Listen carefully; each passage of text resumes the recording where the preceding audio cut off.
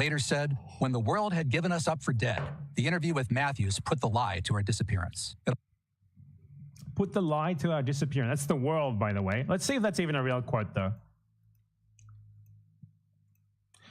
The interview with Matthews put the lie to our disappearance. So basically, what this means, if it is real, would be that Batista was lying and saying the rebels had been defeated. But what this interview was, if you see the framing of it,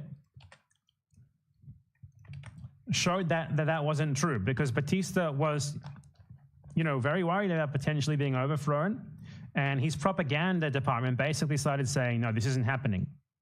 So this interview, what it primarily was about was proof of life, basically. The rebels were actually showing that they were popular, that they had so much leverage and like so much clout with the people around them. They could literally invite reporters to where they were hiding and show them around and stuff. While the government was claiming, as this quote clearly implies, that they had already been practically defeated.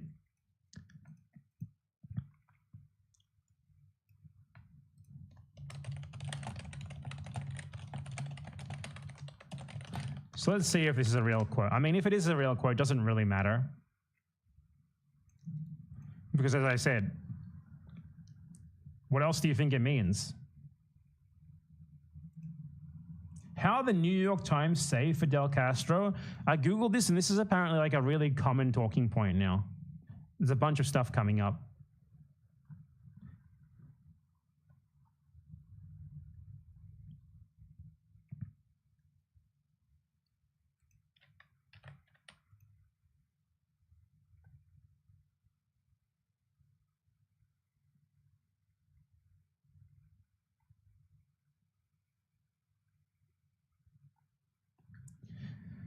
So basically,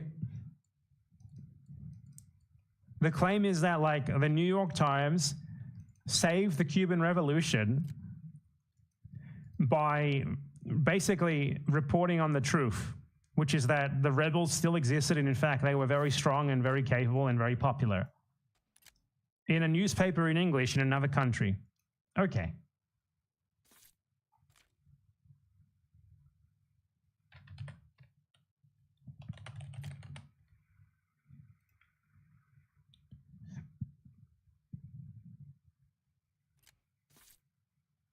So the quote is real. The quote is real, but the characterization of it is obvious bullshit.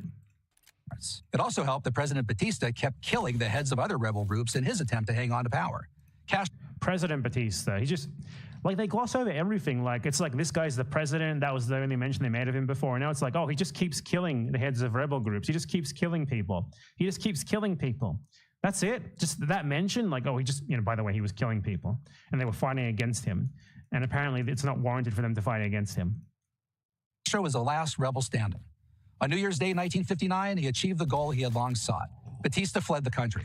The island nation now belonged to Fidel. Good job, Many Fidel. Cubans celebrated. They and Western leftists insisted that Cuba had found its own George Washington. Many, no, overwhelming amounts. Like, this is my favorite ever YouTube video. Watch this. Watch this. Check this out. Cubans demand more executions.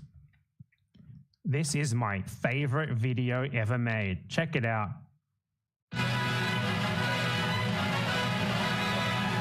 Show them this when they tell you that the Cuban Revolution was not popular. In front of the presidential palace in Havana, nearly 1 million people, which is just about the whole population of this capital city. 1 million people. 1 million, the population of Cuba at the time, what was it? I think it was like 3 million, something like that. Let me see.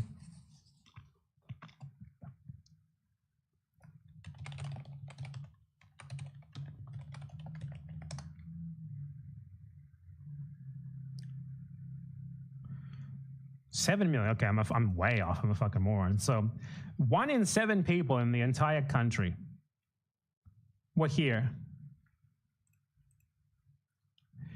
demanding more executions. Remember this when they tell you the Cuban Revolution wasn't popular.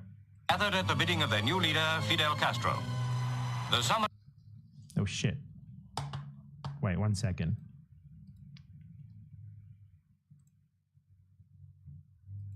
and then we'll start again.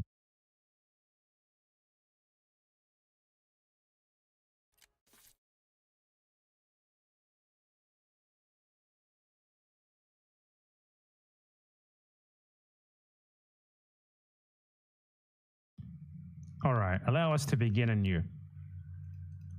Or not anew, rather just from where we were. Oh, fuck, I closed the video. I don't know how to use computer. How do I open PDF? The population of this capital city gathered at the bidding of their new leader, Fidel Castro. The summary courts-martial and executions of Batista followers have brought... Look at this in English. They made this sign specifically for the international press to see. Cuban mothers want the executions of the murderers who brought our children to death. Fantastic. Criticism from abroad, especially America. Castro wanted to know how his countrymen felt on the subject, and the hysterical reception... Look at this is like a pro-execution protest against the fascists. Long live the revolution. Death to the murderers. Fidel, I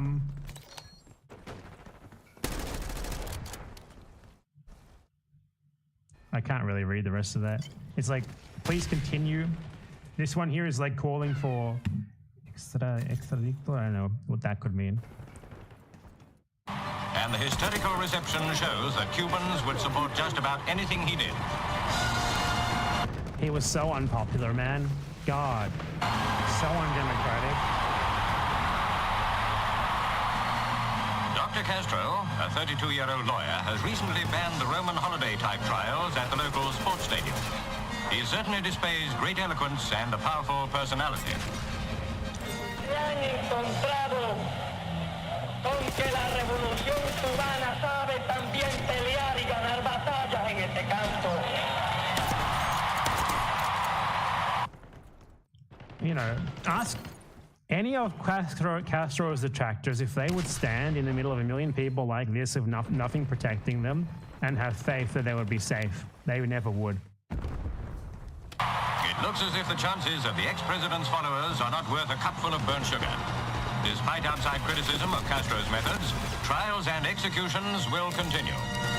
And they duly did, and I'm glad they did.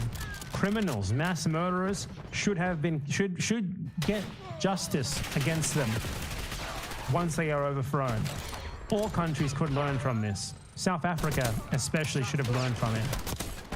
In April 1959, Castro appeared on NBC's Meet the Press, where he declared that democracy is... Okay, oh my God, the fucking video, it's just them trying to use Fidel Castro to launder like their modern day crusade against supposed like liberal news outlets. That's the whole point of this. New York Times first, now NBC. Like, they interviewed the president of a neighboring country? This is why Donald Trump should shut them down. I mean, he should shut them down, but not because of this, just because it would ruin American imperial media. My ideal. I am not a communist. In truth, Castro cared as much about democracy as Lenin, Stalin, or Mao did. He only cared about getting power. How did he not care about democracy, given that he was clearly incredibly popular, overwhelmingly so? Quite clearly, when the most popular person is in power, that's the very definition of democracy, which means basically, like, of the people, power coming from the people. Quite democratic, I would say. Way more democratic than any American election, where like the winning candidate has like 30% approval rating. Once he had it, he announced who he really was all along. I am a Marxist-Leninist and shall be one until the end of my life. Good work, bud. Castro created a totalitarian communist dictatorship, the most militarized, repressive nation in the Western Hemisphere. That's the USA. What the fuck are you talking about? Not even close. He banned freedom of speech, press, property, assembly, religion, and even the right of people to leave the country. He staged show trials and launched purges. He tossed countless souls into his jails. He's just gonna like state a bunch of things with no evidence. Like not even examples or anything. From dissidents to priests to homosexuals. He also brought death. The Black Book of Communism, the authoritative The Black Book of... Oh, that's the evidence. The Black Book of Communism. There it is.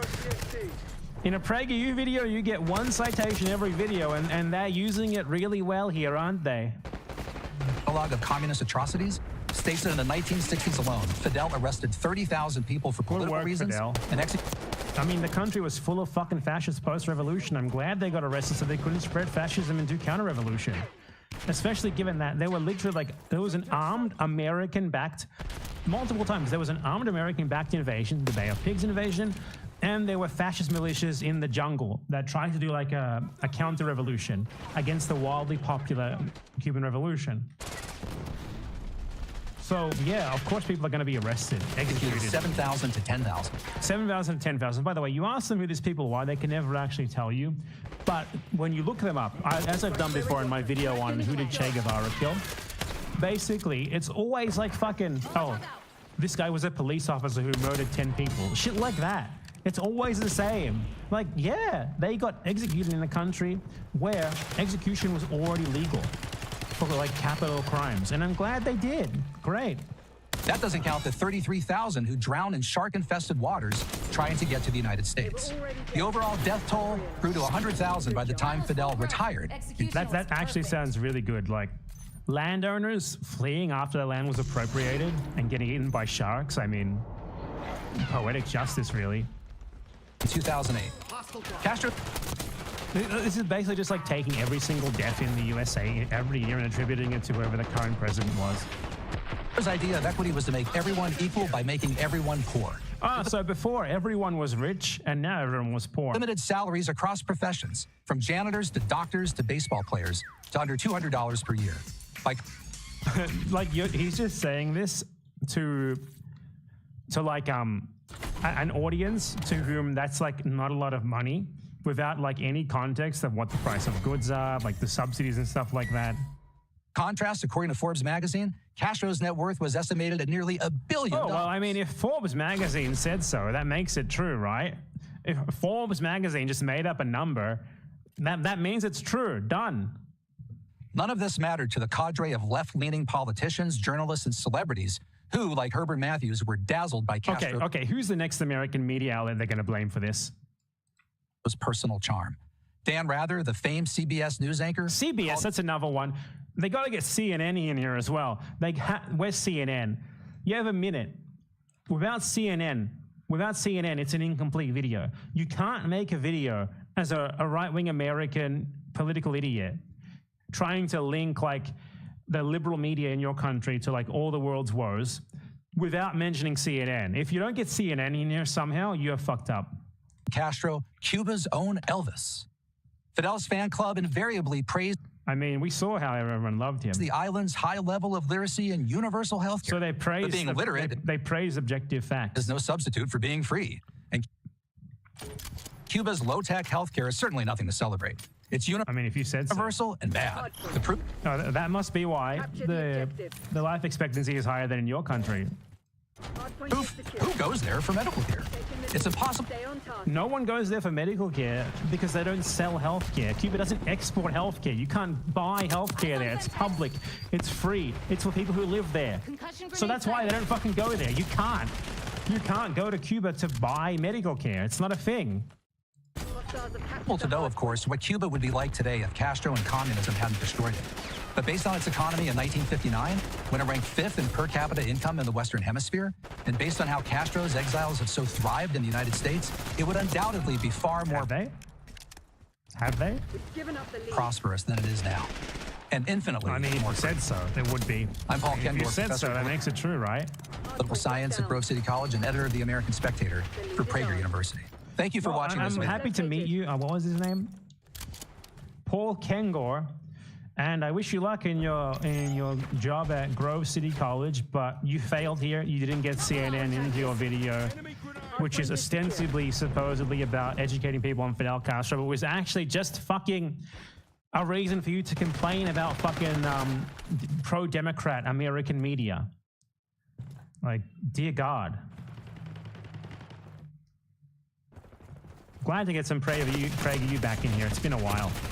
I hope Dennis Prager himself recovers soon so we can get more fireside chats. Praying for him every night. Hey, finger off the enemy throwing stun.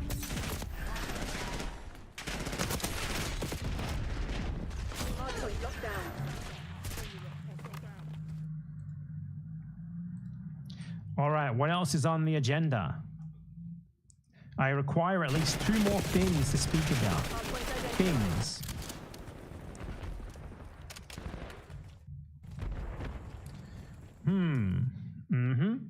I'd do that.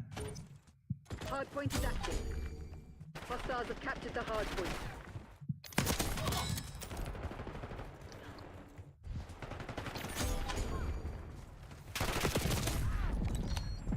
I'm not asking you for suggestions. I am looking myself. No one asked you anything.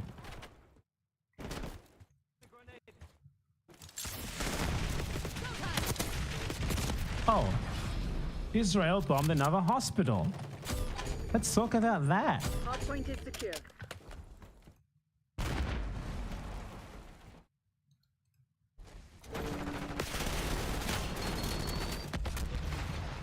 Got eyes on a hostile.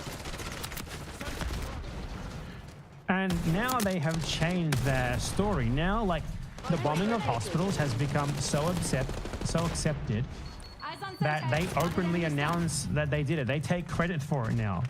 Like in the way that terrorist groups take credit for attacks. Hardpoint active. And just before we get going here, I want to emphasize here that everyone's favorite moron, Ethan Klein, justified the Israeli bombing of hospitals, saying that it was provoked. And that sort of rhetoric that people like him make to justify this is why it can happen. That is straight up pro-hospital bombing propaganda, in which he tries to remove the blame for bombing hospitals onto the victims of the bombing.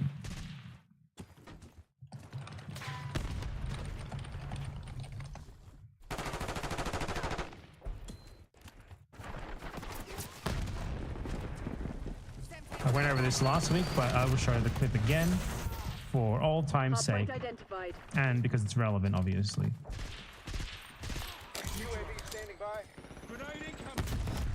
Sending, continuing to provoke Israel to attack, end the war. Hamas command centers under them. I think Hostiles have the hardpoint. He said that IDF is valid in attacking hospitals because there are Hamas command centers under them. I mean, listen, I feel like this is a force that's going to help end the war, not fucking keeping hostages and underground and like sending, continuing to provoke Israel to attack them. The Palestinians continue to provoke Israel into attacking them.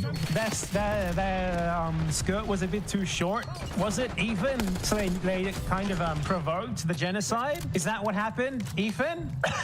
And putting fucking like military complexes under complexes under hospitals. Like, Jesus Christ, we gotta go back. Hardpoint is secure. So, literally a week after he said that, this is what happens. Israel brazenly bombs a hospital, the last operational hospital in North Gaza. Captured the hardpoint.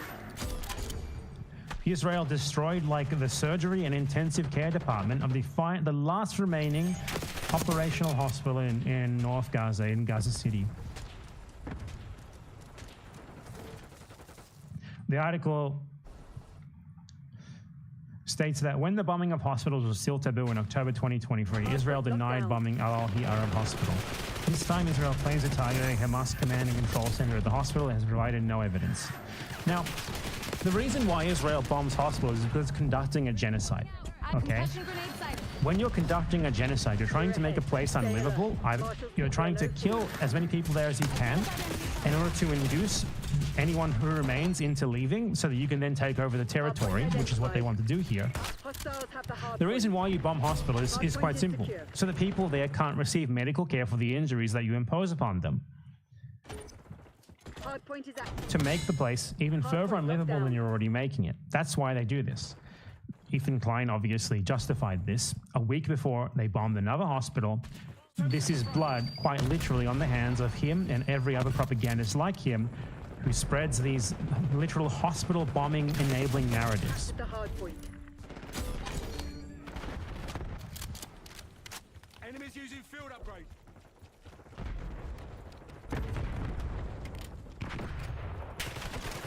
Hardpoint is secure.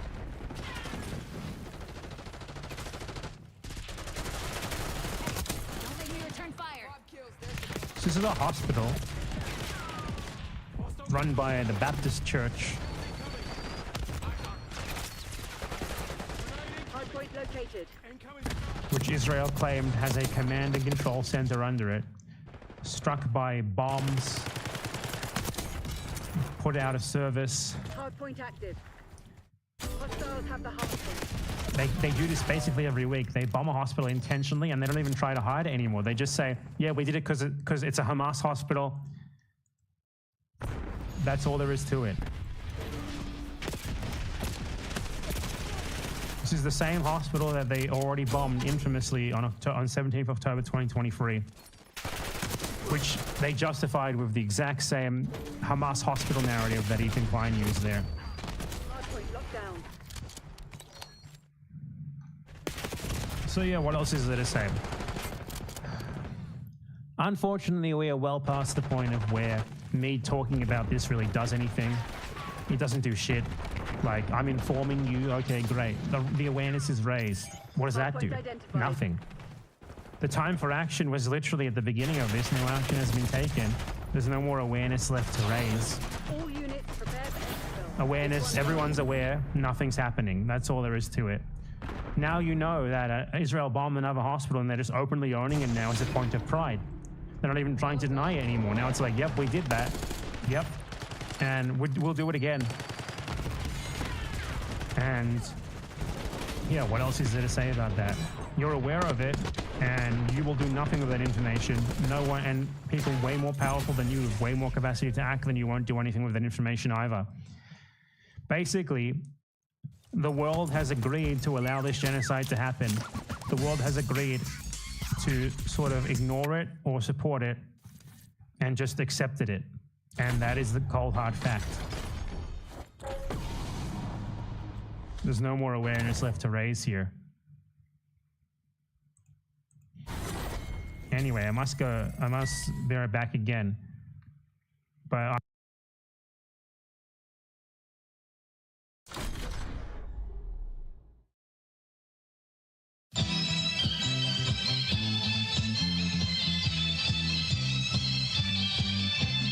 天上太阳红呀红彤彤哎，心中的太阳是毛泽东哎，他领导我们的解放哎，正义翻身当家做主人，咿呀咿自由呀呀自由啊，正义翻身当家做主人。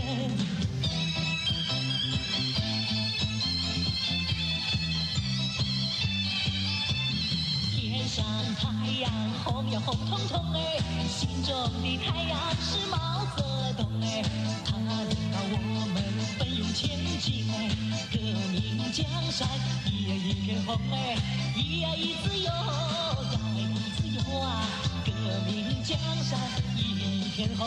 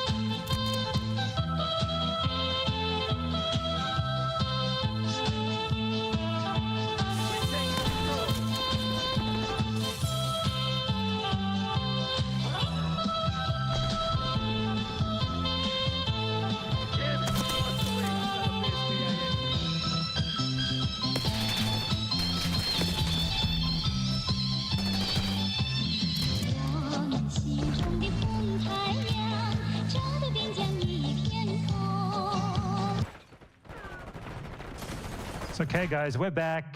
There's no more awareness left to raise. What can we possibly do? What can we possibly do? What could we do? What could we do about the people doing genocide? What could we do? It's honestly, I don't know, man. I don't know. There's nothing left to do. It's over. We might as well just accept what's happening. We might as well just accept it. That's all there is to it. How sad. Enemy soldier confirmed. Hostile threat down.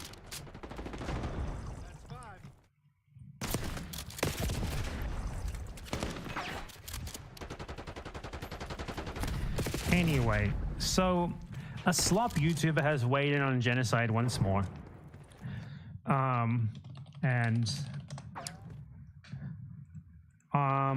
It is a long video, but I'm going to at least look at a part of it in order to have my brain broken by a fucking moron who should not be talking about these things, yet who nonetheless wants to. So let us look at this guy who thinks that he should be talking about genocide here first, okay? Let's take a look. What kind of videos does he make? Okay. Video game censorship has gotten insane. Video about fat people. Video about hating trans people. I'm dating a broke loser. Girl pranks the police. Suing Lyft because you're fat. Ruining your life with TikTok views. The failures of diversity hiring. Why are they trying to censor anime? Now it's time to weigh in to an argument over an ongoing genocide. Okay? Normally making videos about video game small boobies or whatever the fuck it is. Time for a video on genocide. What could this guy possibly have to add to this debate? Well, nothing, obviously. This guy is an incapable, know-nothing idiot. And that he is weighing in on this in the first place is disgusting. Like, the only place for someone like this to possibly weigh in on something like this is to post like a statement condemning the genocide on social media or something. But no, don't worry. He made a video reiterating Ethan Klein's genocidal propaganda and defending it right here. Let's check it out, folks. They had it coming. Let us check it out. It's not in, like, he doesn't even talk about, like, the thumbnail. There's no clue. It doesn't clue you into the fact the video is about what is clearly an argument over genocide. Just, this guy's a nice guy. This is disgusting. And the description, this video is about Ethan Klein suing no some sort of defamation. No, the video is about genocide. You can't disconnect this from the fucking topic of the video, which is pure a political argument over one side that backs genocide and one that doesn't. So let's see how you possibly get around that, which, to be clear, you're not going to be able to. But the fact that you saw a video about genocide and tried to make it interpersonal, yeah, that basically says all that there is to say about you, your channel, your ability to do anything at all, and why you normally make videos about small tits in video games, okay? On YouTube for the past few years, there's a big industry that's exploded in popularity, and it's based on a simple concept. Hassan, bad. Hassan Piker's bad, and he's dumb, and bad and a terrorist, probably. It's also wild because the political content creator in question is an anti-genocide content creator, and the arguments they're attacking him for are anti-genocide arguments. So these creators, you know, they're positioning themselves in opposition to him and his arguments, de facto positioning themselves on the pro-genocide side. Well, I mean, maybe these people don't like Hassan Piker because he says a lot of dumb things that aren't always related to the Israel-Palestine situation. Well, no. The examples that he brought up are specifically in regards to Israel-Palestine. All of it is about Israel-fucking-Palestine. Ethan Klein's hatred of Hassan Piker, which is what you tend to be responding to here, is all in regards to Israel-Palestine. All of it is. Is this the kind of content this guy makes? Like a random picture of a city? A random picture of a fucking city where he just says the first shit that comes to mind? This is your content? And you sound like you're 14 years old. This is you. What is this? Why do these dumb fucks keep weighing in on genocide? In fact, most of the criticism towards him over the years has nothing to do with that at all. This is literally, the video that he's making is specifically about genocide. This is a fucking 4chan post. Oh my God. According to... Look, guys, I found this 4chan post on a Google image search. Noah, anyone who criticizes Hassan now No, he said the people in question, the examples that he flashed on the fucking screen, are people who are criticizing him specifically regarding things that he's saying regarding the ongoing genocide. That was what was said, okay? I criticize Hassan Piker. I don't criticize him because he's on the right side of a genocide, though, okay? There's a different... understand these concepts? No, you can't, you dumb fuck, because everything for you is interpersonal creator drama, or they removed the big tits from my video game.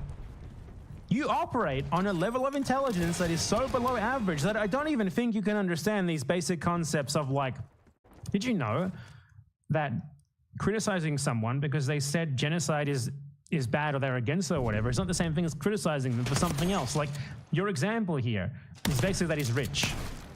Okay. That's a totally different thing.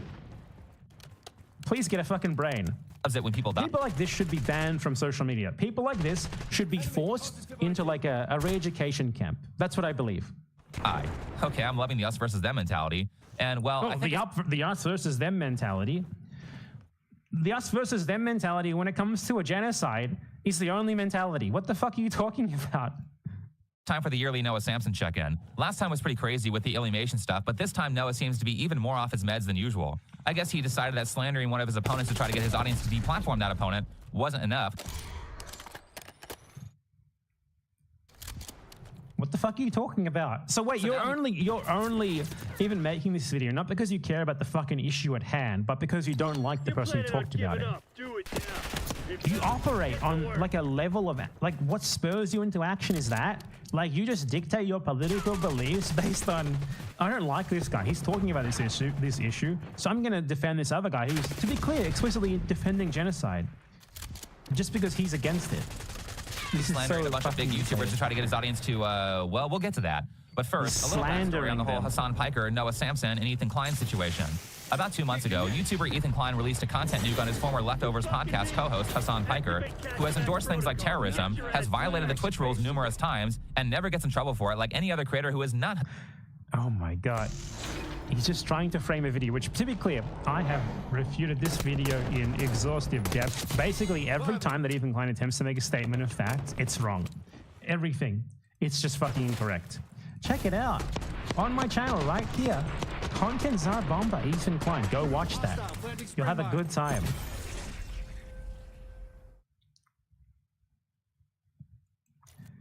So obviously he doesn't even delve into the video, doesn't delve into anything about it. He just tells you what to think about it and then moves on.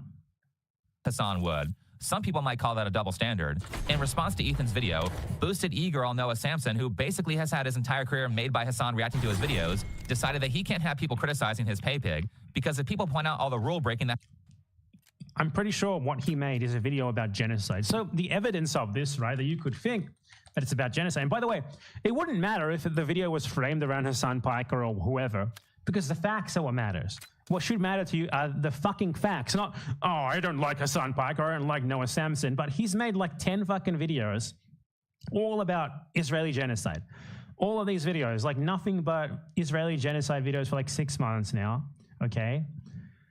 So he's like, oh, he only made this video because it's Hassan. Then how do you explain the other 9 videos about Israel-Palestine that aren't about Hassan, okay? And even if it was about Hassan, who fucking cares? What the facts and the evidence are what fucking matters, and they should matter to you, but they don't matter to you because you're a YouTuber who makes videos about video game tits being too small. Hassan has done, and he gets banned from Twitch. Who would boost all of Noah's videos? Who gives a shit, man? Get to the part where you try to talk about something of substance, if you ever do. It's a random image I found on Google as I talk over it with gut. Who watches this? Who is this for? There's no way this audience is more than 12 years old. And look, personally, I don't have a lot of interest in this war. I'm not a... What? Then why are you commenting on this? With other people's drama. And contrary to Noah's... Then why are you commenting on a video that's explicitly about this genocide, not this war? You're already doing genocide apologia by using a fucking euphemistic term for it. It seems like both sides have done some pretty horrible things.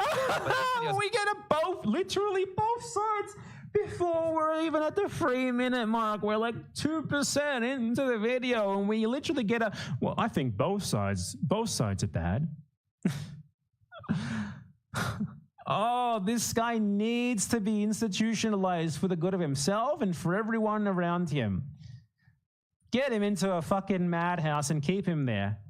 Not because he's insane or anything, but because he's too stupid to be exposed to broader society. It's not about fact-checking Noah's research on Israel and Palestine. Then why the fuck are you here? This is not about fact-checking. Then why are you here? Why are you delving into a video about genocide? if this is not what it's about for you? How can you possibly respond to this video about genocide without addressing the facts about the genocide? You can't, because it's fundamentally a video that is about contesting the facts on genocide. What this is someone who is too fucking pussy to admit that they know nothing and they shouldn't be delving into this topic. So what they're doing is they're trying to smuggle in their support for this genocide by framing it as an interpersonal thing. And they're going to go through this and do nothing but try to make you sympathetic to the Israelis doing genocide over their Palestinian victims. Basically, this is going to be standpoint epistemology from a clear, far right winger, a guy who usually does nothing but complain about why you have to bring race into it, man? Why you have to bring gender into it, man? Come on, man. It's just identity politics. I'm so sick of it. What he's going to do is be like, but did you ever consider the Israeli standpoint? What about Ethan Klein's standpoint here? Who cares about the actual facts? Who cares about, the genocide? Who cares about the fact that this has been denounced as genocide by practically every single respectable global human rights organization? All that matters is my standpoint epistemology. And he's going to invoke anti-Semitism a bunch as well. I can't wait, man. Which I'm sure is as horrendous as it usually is. What this video is actually about is Noah Samsen pushing his audience towards violent radicalism through slandering other creators and openly calling for his audience to use violence to achieve their political goals. That being said, let's go. If you're against the use of violence for political goals, why are you not denouncing the Israeli genocide? What is that if not violence for political goals, if not violence being employed for the express purpose of literally eliminating the Palestinian people of Gaza for the purpose of taking that land for themselves? How is that not violence for political goals? You don't even denounce that. You don't say anything about that. So no, you're not against political violence. You're for political violence of the worst kind. What you're against is violence in response to the violence that you support. That's what you're against. And even an inkling of that, you cannot abide. We fucking see you. We know what you are. You're a dime a dozen, a dumb fucking 12 IQ idiot who just supports genocide because it makes your fucking little Western skinny, I mean, skinny is probably very generous, white boy feelings feel better. And you took a break from making videos about small video game tits to make this. Go further into detail for why Noah didn't like Ethan's content nuke on Hassan. The real reason I'm talking about Ethan's video today is less about what he says in it and more about what he doesn't say, the things he chooses to leave out. Ethan omits the Palestinian side of the story entirely. He doesn't talk about Gaza. He doesn't give any specifics about what Israel is doing there. And this is an issue. Western media manufactures consent for large-scale terror operations across the globe in a number of ways. There are more overt forms like atrocity propaganda. There are also more subtle ways like deceptively framing information, using passive language, and creating... lol, Noah does basically all of this in his video. So wait. It's not about the facts. It's not about the facts you said. And then you go here and you say that he's lying about the facts, actually. You literally put this text on screen that claims that he's lying about the facts. So it is about the facts then. Essentially, what you're saying is that what he's saying, which is, there's genocide in Gaza, Israel is committing all of these atrocities, blah, blah, blah. You're saying that it's wrong. That's what you're saying, because that's fundamentally what he says during this video.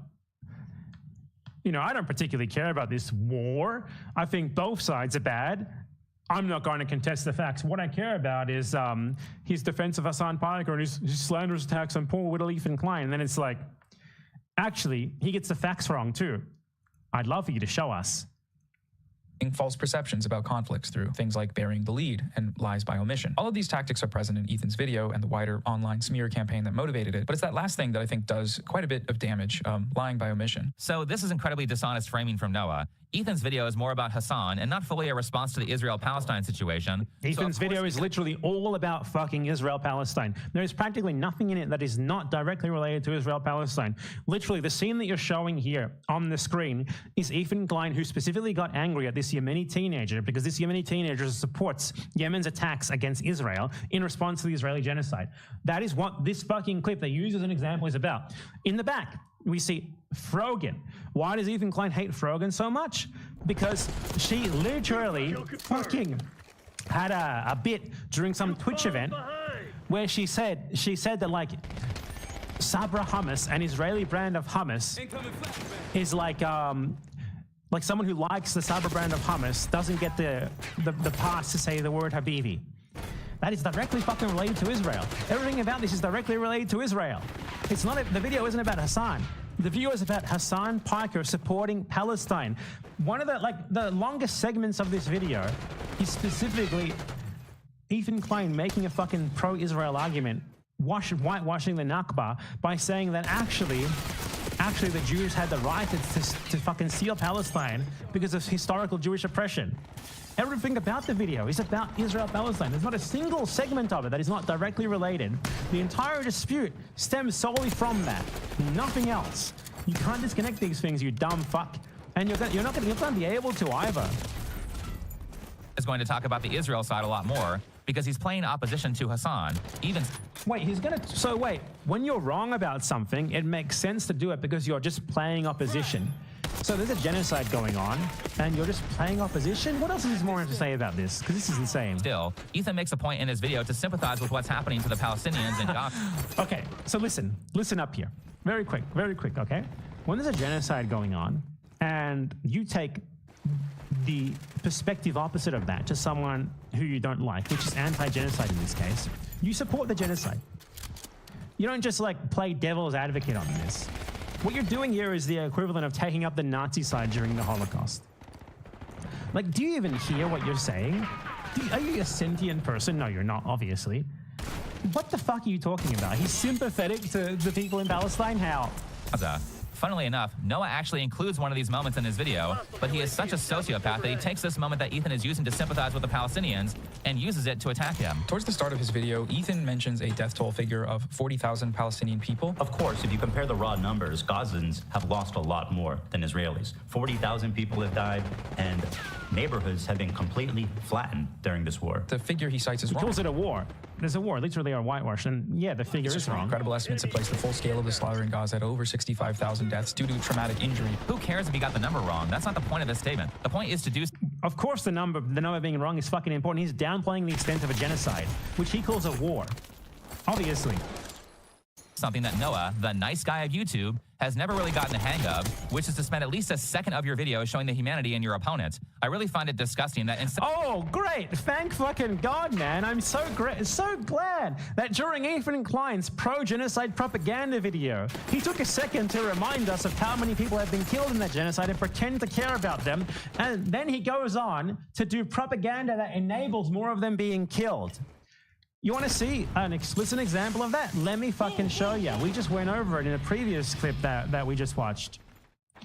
Ethan Klein literally fucking argued that hospitals should be fucking bombed, or that Israel is forced into bombing hospitals, not because they are carrying out a genocide of the Palestinian people with the explicit goal, openly stated goal of ethnically cleansing them / genociding them and taking the land for themselves. No. He said they bomb the hospitals because Hamas forces them to.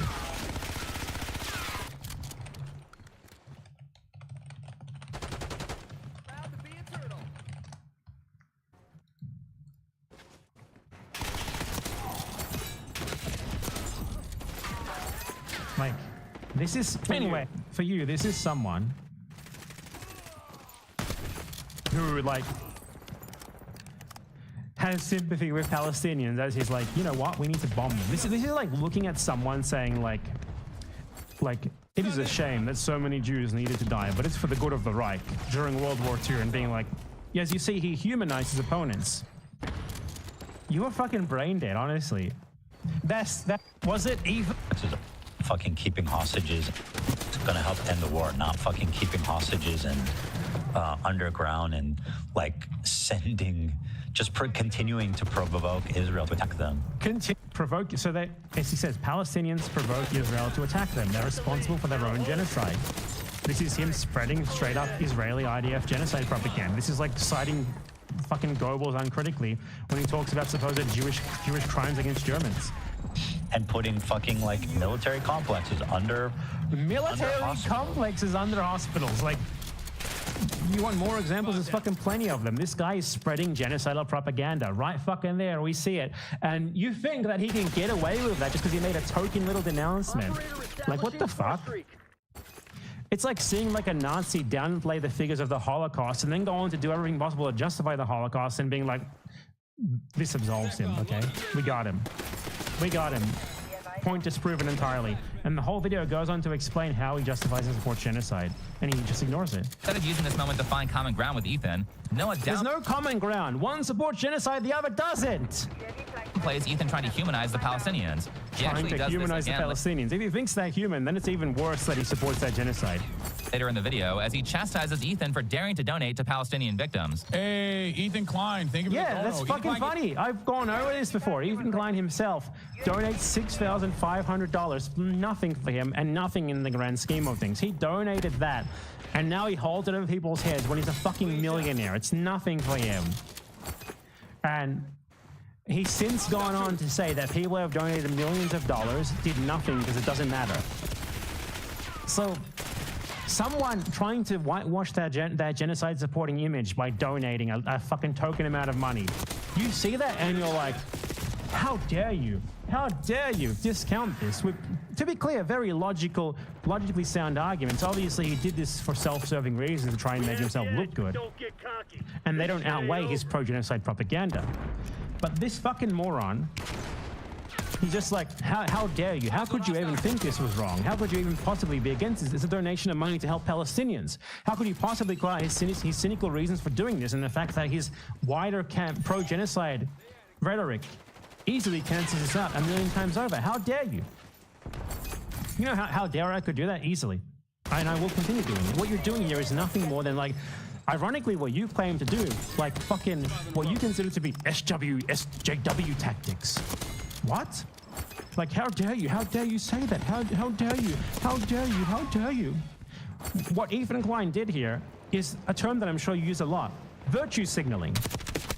He donates a tiny little amount of money that for him means nothing. And then he goes about his day and spreads more genocide propaganda. Textbook virtue signaling. And your entire argument is, but how could you claim that he's unvirtuous? How dare you do that?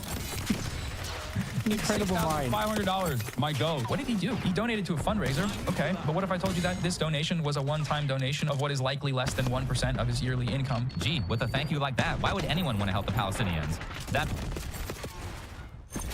The point is that he doesn't help them. The point is that he legitimizes and supports that genocide. Why are you skipping over all of that? Ethan Klein wasn't too happy about the slander from Noah Samsen, especially the part where Noah called him a supporter of mass murder of innocent people that Ethan, by the way, he demonstrably is. In reality, sent money to and openly sympathized with on multiple occasions. So now lawyers are getting involved. And again, I'm not taking... It's funny how he doesn't actually try to refute the pro-genocide thing. Any prisoners. If my attorney thinks there's anything in here, if he thinks that there's like a decent shot of defamation... This is so embarrassing to support this. Scumbag. It's not a threat. You'll be hearing from us very soon, my friend. Start crowdfunding, start looking for an attorney. You know what I mean? It's gonna be. Oh, don't worry. This is gonna backfire so fucking much. I can't wait for you guys to see how much. Be fun. And Ethan has every right to sue Noah for this. Maybe now one of these radical... He doesn't actually. It's not even gonna get to trial. ...will actually suffer legal consequences for committing crimes. This is for committing crimes? This guy doesn't even know what he's talking about. He thinks defamation is a crime.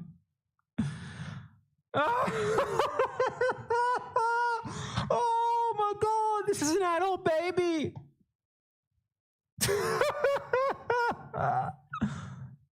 Slander. Not only did Noah make this thumbnail straight up accusing Ethan of supporting people being murdered. He supports genocide and murder. Yeah, that's what he did. As I just said, I just showed you a clip where he did that.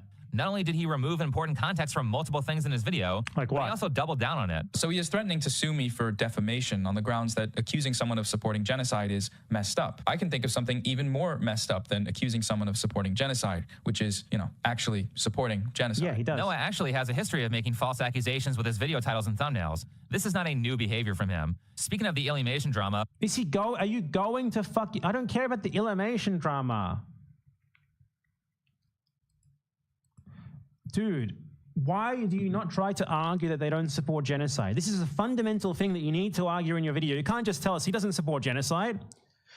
When the points that you've made here are, he said 40,000 Palestinians died, and that it's so sad that it happened, without mentioning how and why it's happening. You know, the genocide being carried out by Israel, the country that he supports unequivocally. And then he donated money. Another point that was refuted by Noah literally immediately afterwards, where he said this is nothing to him. It's pure virtue signaling, and it was.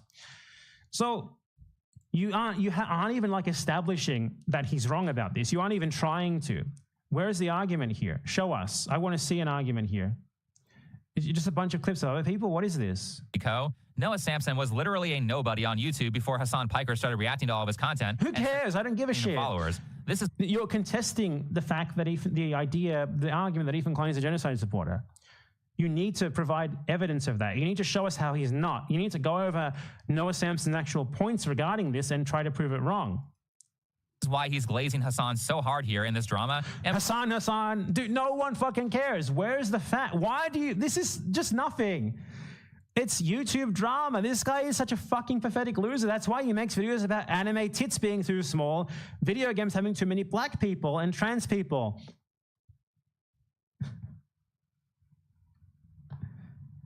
Women with high standards? Oh, man. No, of course. Oh, fucking course. Oh, fucking course. You hate women with high standards because you can never meet them.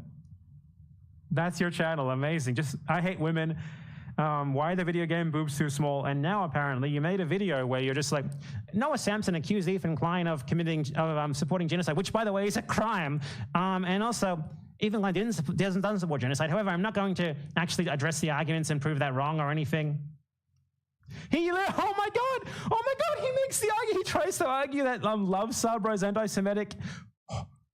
Israel-Palestine drama was an infamous Israel-Palestine between Noah drama? Samsen and Ethan Klein, and probably why he also joined the Israel-Palestine meta like all the other Hassan groups. Israel-Palestine meta?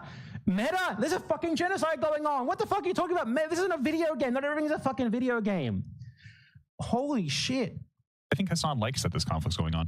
His views were starting to dwindle until this whole October 7th situation happened, and then his views went back up. If you don't think... I guess if this random bald guy says so... that he's loving every minute this must be true. Israelis or Palestinians kill each other, you're dumb as fuck. Now, believe it or not, this whole situation between Noah Samsen... I guess that's true. I guess that guy said so. This baseless speculation. I guess Ethan Klein doesn't support genocide now, and I guess Hassan Piker is wrong. Because, hey, guess what's worse, right? Because even if this was true, being against genocide because it benefits you to do so is a whole lot worse than being for genocide is a whole lot better than being for genocide for literally any possible reason, okay? So even when you try to make him look bad, you just make yourself look like a fucking moron. And Ethan Klein actually gets much worse. Defamation isn't the only problem here, but in order to understand what's going on, I feel like I need to add some context. Okay, add some context. Let's back it up a bit. That being said, a major tipping point in this YouTube/Twitch Israel-Palestine drama was an infamous panel at TwitchCon 2024 where Denham's Frogan and some other people that nobody knows did this game where they rated content creators from Arab to Love Sabra, which honestly seems like a boring idea for a panel, but apparently there was a hidden dog whistle in there. Because there's a hidden dog whistle because Ethan Klein said so. Rogan is the two-time Rising Star champ, and because of her massive viewership of 100 concurrent viewers, it only makes sense that Twitch would give her one of the main stages at TwitchCon to do a 45-minute-long segment. Her idea that was Twitch-approved, an Arab to Jew racial tier list. Well, if Ethan Klein said it was anti-Semitic, it must be. Desirable tier is Arab. And at the bottom, the worst one is, quote, Loves Sabra. Now, why does Loves Sabra equate to Jews? Sabra is a well-known Israeli company that makes hummus. Oh, yeah. Yes. That's the fucking point. Sabra is an Israeli company. Israel is well known for stealing hummus from the Palestinians who they stole the land from and claiming it as their own. Thus, if someone loves shitty Israeli mass-produced hummus, thus, they are diametrically opposed to Arab in this tier list, which is not an Arab to Jew tier list. It's a tier list of people who can say the endearing term Habibi, which is basically like, it's kind of like, who can say the N-word or not, that sort of thing. Thus, okay, Israel being a country that wants to eliminate Arabs from its territory, which it stole, to like a shitty Israeli brand of hummus, is just about the least Arab and thus the least able to say the term Habibi that you could possibly be, okay? Very simple. Anti-Semitic dog whistle because Ethan Klein said so. Dude, I can debunk this in 2 seconds. You are literally like a 2 IQ fucking moron. You don't think critically about anything at all. You don't even have the impulse to think critically. It's like Ethan Klein said it's a dog whistle. I guess it is. I'm not going to actually look into this and try to learn something so that I can judge for myself whether or not it is. I guess he said it is.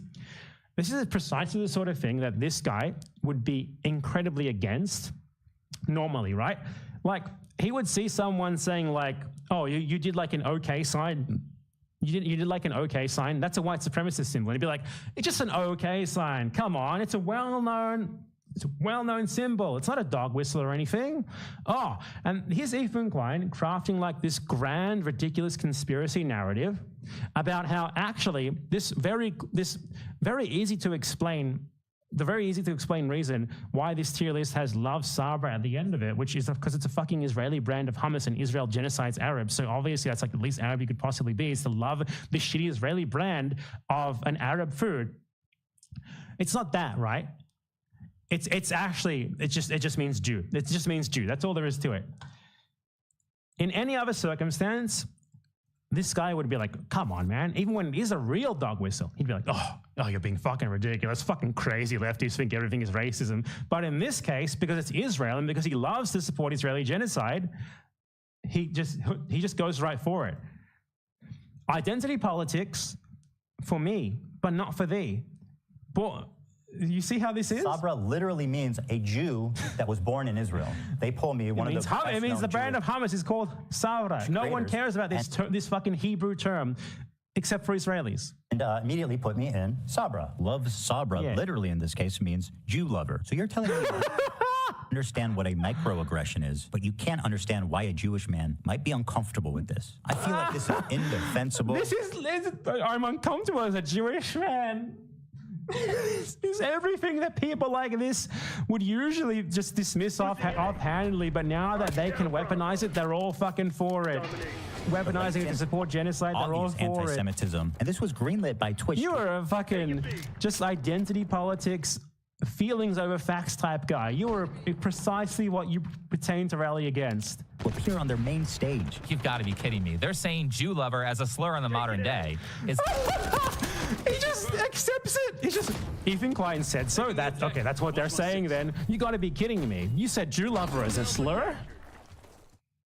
Just To Kill a Mockingbird, are we back in the 60s? All these anti-racists are calling people the equivalent of N-word lovers. Take a Bravo underway. This is the dumbest person alive! Oh my god, I would love to talk to this guy live. It would be so funny. Holy shit, I would think before you sleep. I know you don't think very often, let alone before you sleep, but get in contact, come on stream. I want to rack your brain. I want to see how the cogs work in there. I think it would be an enlightening experience for both of us. As an insult to those who disagree with them. And again, these are the same people that judged me based on the thumbnail that I used for like the Keppels video. So to give you a quick idea to understand, putting two Jews in the F tier kind of gives you an idea of like where they're at. Okay, so look, now I perfectly understand. Now maybe that Ethan Klein and Ben Shapiro are in the F tier because they're crazed genocidal Zionists.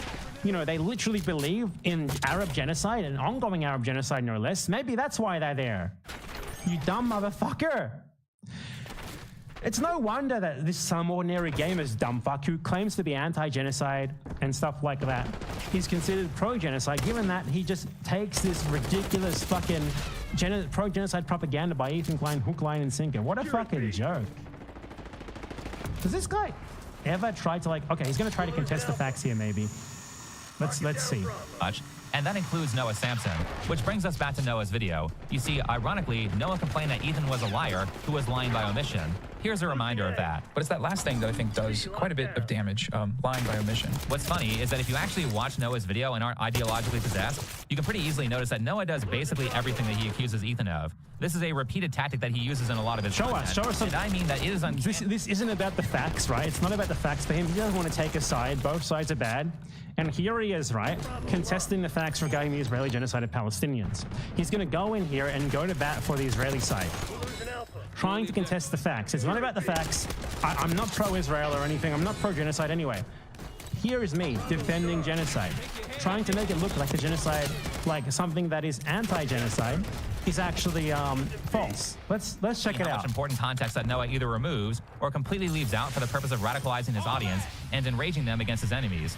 For example, his enemies, like people doing an ongoing genocide right now. Noah's video was about people rightfully complaining that Hassan has violated Twitch rules numerous times.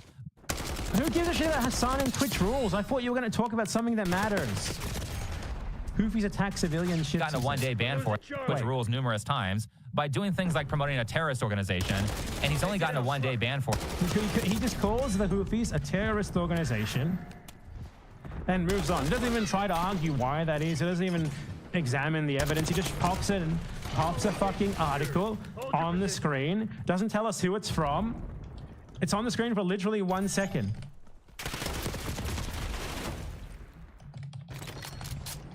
I have to cite it for him because he doesn't know how to do that. An article from Human Rights Watch claiming that intentionally or recklessly targeting civilians is a war crime, which, by the way, not one single person has been injured in any of the Houthi attacks on these ships, so no one gives a fuck. It's an anti-genocide blockade. The same sort of thing that was carried out by the British against the Nazis in World War II. I'm glad that it's happening, and I hope it continues. Doing nothing against genocide is a whole lot worse than doing something about it. And it doesn't matter how many times you just offhandedly call them terrorists. This guy has no... I thought he was going to try to contest the facts. He doesn't. It's just Hassan Piker. Right, and only after Twitch started getting about Hassan Piker Twitch ban. The video is about fucking genocide.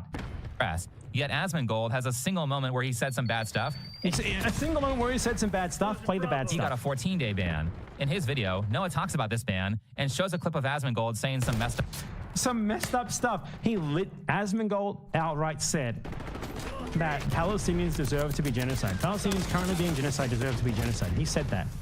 And then he gave an insincere apology afterwards and continued to do the exact same far-right propaganda that he'd always been doing. Things. Asmongold makes him...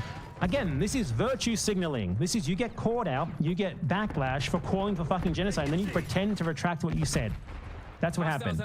Comments that explicitly justified Israel's genocide of Palestinians in Gaza. I'm not going to cry a fucking river when people who have genocide that's baked into their laws are getting genocided. They come from an inferior culture. I don't feel literally look at that for them. I don't feel sorry for them. I don't care. I don't support them. Noah actually shows this moment in both the videos that he's being sued for. And I'll agree that this clip is pretty bad. If it's just pretty bad, you know. If you saw that, you would think that Asmongold is a horrible person. Yeah, he is a horrible person. That anyone obviously, everyone knows he's a horrible person. Would come to if you don't know much else about him, which probably describes most of Noah's audience. There's one problem, though. Asmongold very famously apologized for these statements. Now, since 2 years ago... When there's backlash, you virtue signal and pretend that you didn't actually mean what you meant, what you clearly said. This guy is just... How dare you not like uncritically accept the virtue signaling, like pretend apologies of people who have consequences for their actions. Does he actually try to contest anything here? What about this part? Support from Israeli society. Let's see if he actually tries to deal with the facts at any point. It's always terrible when innocent people are hurt in the crossfire of war, which is why I'm very... They're hurt in the crossfire of war. This is a systematic attempt to erase the Palestinians of Gaza as identifiable people by massacring them. These are not people hurt in the crossfire of war. Them being hurt and massacred is the whole point. And you're trying to claim that, you know, I'm in the center here. I'm not on either side. I think they both do bad things. Well, you literally whitewash an ongoing genocide. This is like referring to victims of the Holocaust as little more than people being caught in the crossfire of war. Obviously, if you did that, you would be for the Holocaust. You would be downplaying it and thus enabling. That's what you're doing here. You're on the Israeli side. Doesn't matter how much you say both sides are bad, you dumb fuck. God, this is such slop garbage content. This guy is a fucking idiot moron. War and very against the use of violent tactics. However, remember that Noah's biggest criticism is that Ethan was lying by omission by not telling the Palestine side of the war. Well, this war is a two-way street, and both sides have done some pretty awful things. Now, let us imagine that someone is talking about the Holocaust. And then another guy comes along and says, hey, why are you talking about the Nazi perspective of this war? You know, wars have two sides. And then you were like, it's like a systematic extermination of an ethnic group. Dude, I don't really care about the Nazi perspective on that. That is what this guy is arguing here. He's literally doing standpoint epistemology for a genocide. He's doing standpoint epistemology. His argument here is, why are you considering the thoughts and feelings of the people doing the genocide? This is a right-winger who is like anti-SJW, facts over feelings. Oh, get out of here with the identity politics and the virtue signaling. And his best argument here is, why don't you consider the poor, marginalized Israeli perspectives? The guy's doing genocide. Oh, holy fuck. Anyway, be right back. 1 second. Finish line, don't let up. We've lost Alpha. Take it A. 长百千里，歌声嘹亮，海面江河红旗飞扬，千个江天归大海，万个桂花香赶开，眼见你。 Hey Woods, we'll take that victory lap now.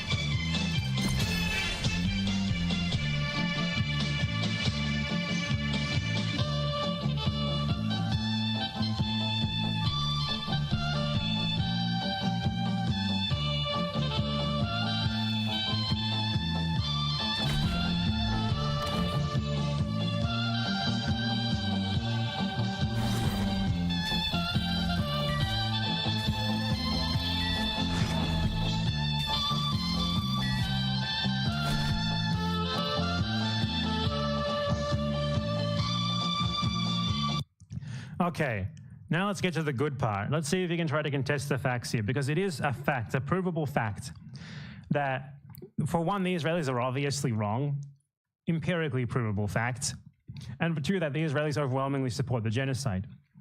And rather than talking about like what is right, like who is actually right here, this guy's like, there's two sides to every story, and both sides here are the same. It's not that like different sides have better evidence, better proof that, you know, proves their case, and perhaps one side is wrong and the other side is in the right.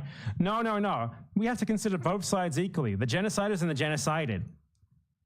The neck and the boot. Like, this guy is, I don't even know. There's like not a scale for me to use that exists for how stupid he is. This is a next level stupidity.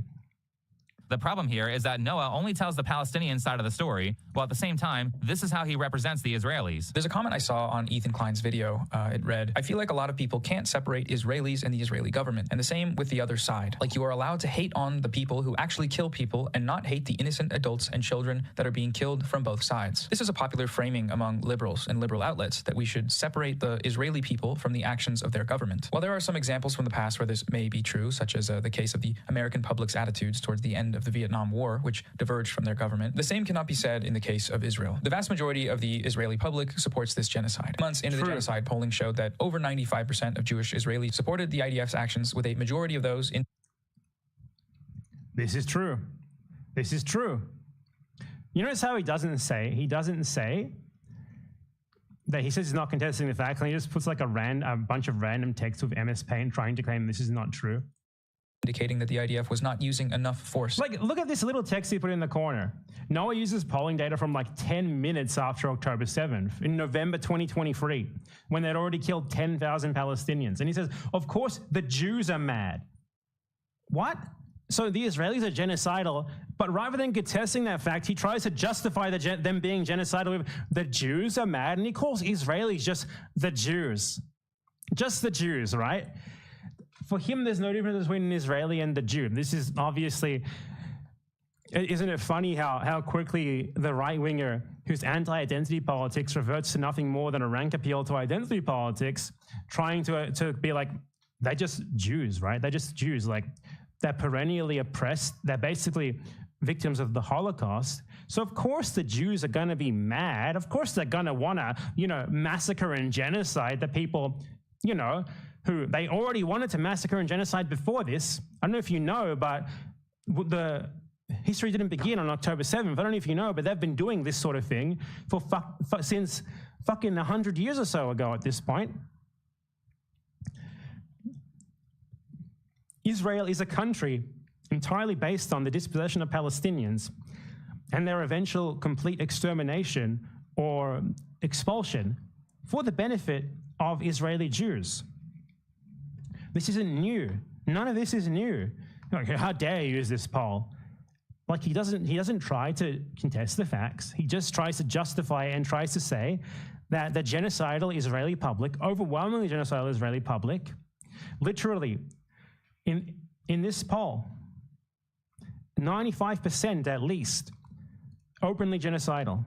And this guy's like, well, of course they're going to be genocidal. How could you expect anything less? It's justified, actually. They're Jewish.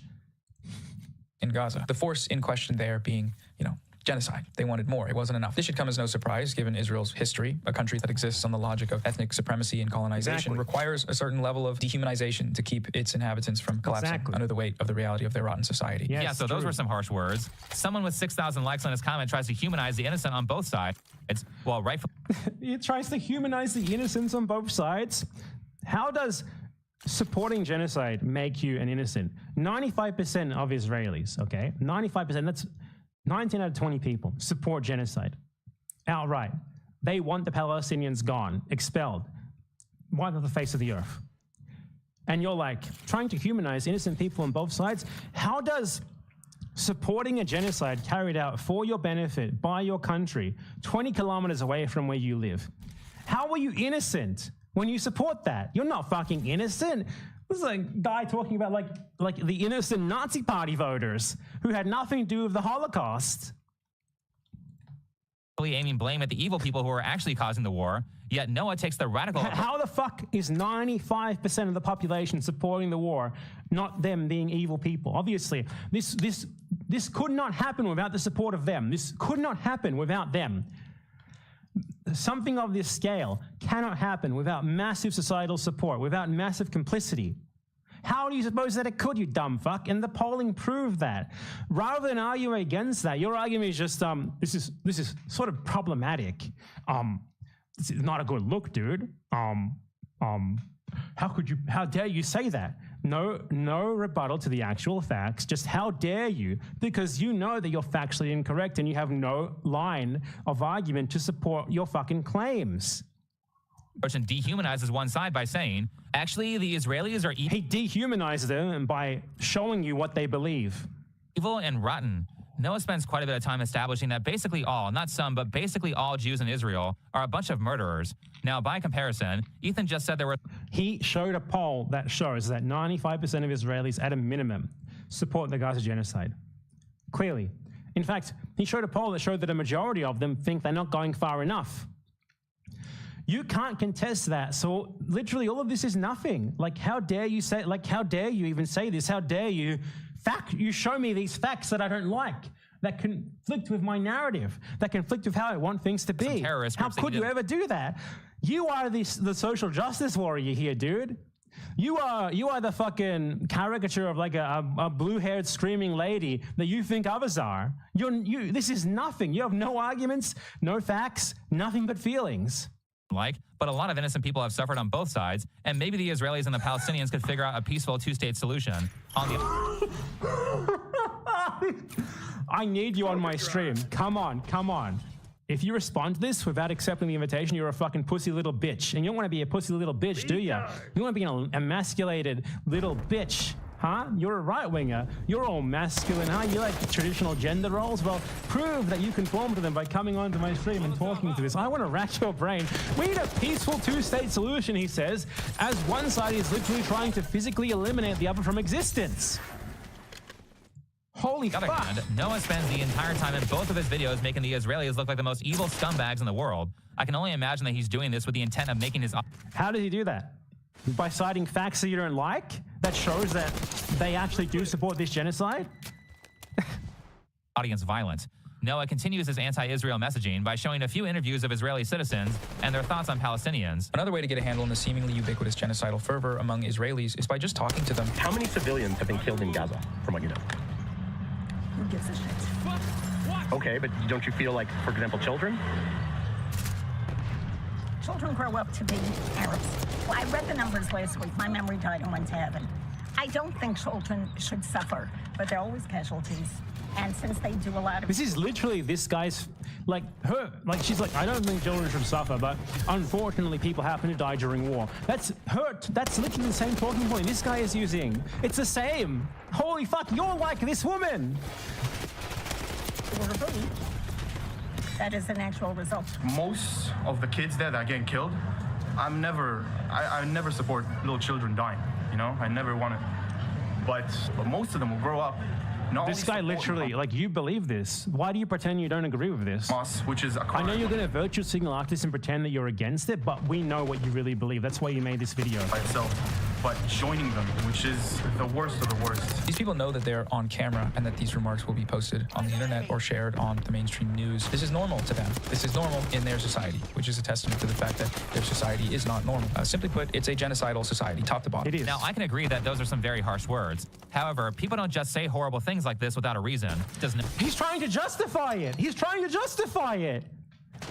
They're just harsh words. So, he's literally saying, sure, they're genocidal, but they have a good reason for it. It's justified. Noah tried to show why the Israelis are saying these things in an attempt to maybe add some nuance and not add some nuance to the people openly calling for and supporting an ongoing genocide. do the exact same thing that he accused Ethan Klein of? No, he doesn't. No one ever asked why Jewish people would say this stuff. Jewish people, again, the reduction of genocidal Zionist Israelis into just Jews. They're a special group of people who get to have special views like, we support genocide. Why aren't you asking why the Israelis might say this stuff? Why aren't you asking why they might be genocidal? Why aren't you considering the poor marginalized perspective of the genociders? I think that's a good point. That's a good point. Think before you sleep. I wonder why we didn't consider this perspective of the Nazis. I mean, after all, they thought that there was a grand Jewish conspiracy to keep them down. Have you heard of that? You ever heard of that? Well, I mean, I guess that's an equally valid perspective that we should all be thinking about all the time when we talk about the Holocaust. The poor marginalized German perspective. The poor victims of the Jews, right? That's basically what you're saying here, is that we have to think about these people and where they're coming from in their support of genocide. I'll tell you where they're coming from. They live in a country, a racially supremacist country, based entirely on invading another land, stealing it from the people who are already there, and subsequently trying to get rid of them as much as possible to take what they have for yourself. So when you ask this question of, why do Israelis support the genocide of Palestinians? It's because it benefits them. It's because they get something out of it. They get to steal their land, their homes, and they get rid of the inconvenience that their existence poses to them. That's why. So I'm glad that I could answer that question for you. Let's see what your answer to that question is. Well, as someone who did basic research on this, maybe it has something to do with... As someone who did basic research on this, he doesn't have a side here, right? He's against both sides. Both sides are bad. Anyway, here's some Israeli propaganda. It's justified because of October 7th. Hamas massacring people on October 7th. Like Noah, it turns out that I also happen to have a friend who lives in the area, so I thought I'd ask him about the Jewish perspective on... I asked my Israeli friend, my genocidal Israeli friend, to tell me about the Israeli propaganda. Can we get some genocidal Israeli propaganda on the genocide, please? Can we get some nuance here? Could we hear from the Nazi? Could we hear from the SS officer? Oh, this is the dumbest fucker in the world. Holy shit. Okay, I'm tapping out. That's too much. I'm not watching another 30 minutes of this. This guy is the dumbest fucker in the world. We need to get the genociders' perspective out of this. And he's like, how I'm not going to contest the facts. I don't care about the facts. And then he's like, well, actually, the truth is that Israel is right and justified. And the genocidal Israelis, at best, when they're genocidal, it's kind of like harsh words, and they're justified in being genocidal. But, you know, he's neutral. He's neutral. He's in the center. Both sides are bad. Anyway, here's an Israeli openly calling for genocide, which I personally think is justified, and I understand where they're coming from. Amazing. Think before you sleep. You support genocide. You are a vile genocide supporter. The blood of Palestinian children is now on your hands, along with the hands of Ethan Klein, Mudahar, and all these other people. I'll say that openly and proudly. Come at me with your fucking lawsuit, you dumb fuck. For the crime of defamation, as you said. Well, how fucking embarrassing. These slop tubers need to be stopped. They need to be banned from everything. They should not be allowed to blurt out this crap and profit from it. Like, what a fucking joke. I asked my Nazi friend for some perspective on the systematic, organized, broadly societally supported genocide of the Palestinian people in order to steal their land. Now ask your Nazi friend for his perspective on the need to eliminate the Jews in the Holocaust, dude. Might as well. You stupid fuck. Anyway, that's about all I can stand. Goodbye.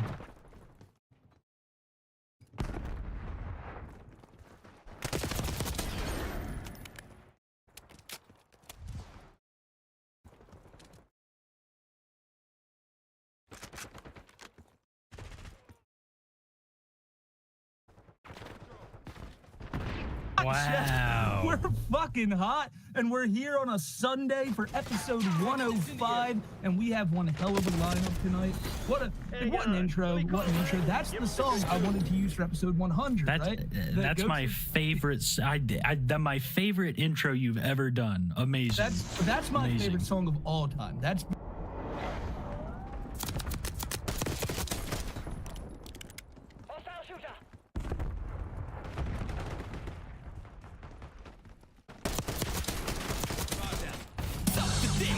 Drink the piss. Suck the dick. Drink the piss.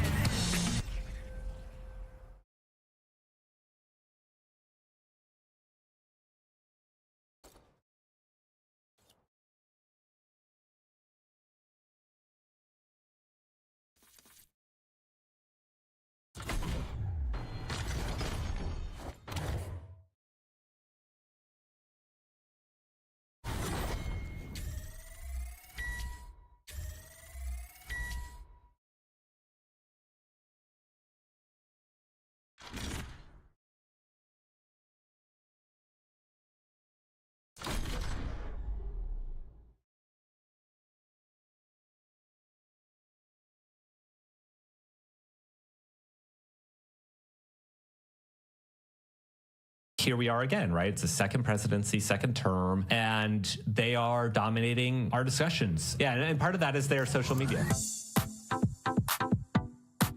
Since Trump took office in January, the official White House social media accounts have been posting a bit differently. On Valentine's Day, the White House's Instagram account posted a card that read, quote, "Roses are red, violets are blue. Come here illegally and we'll deport you."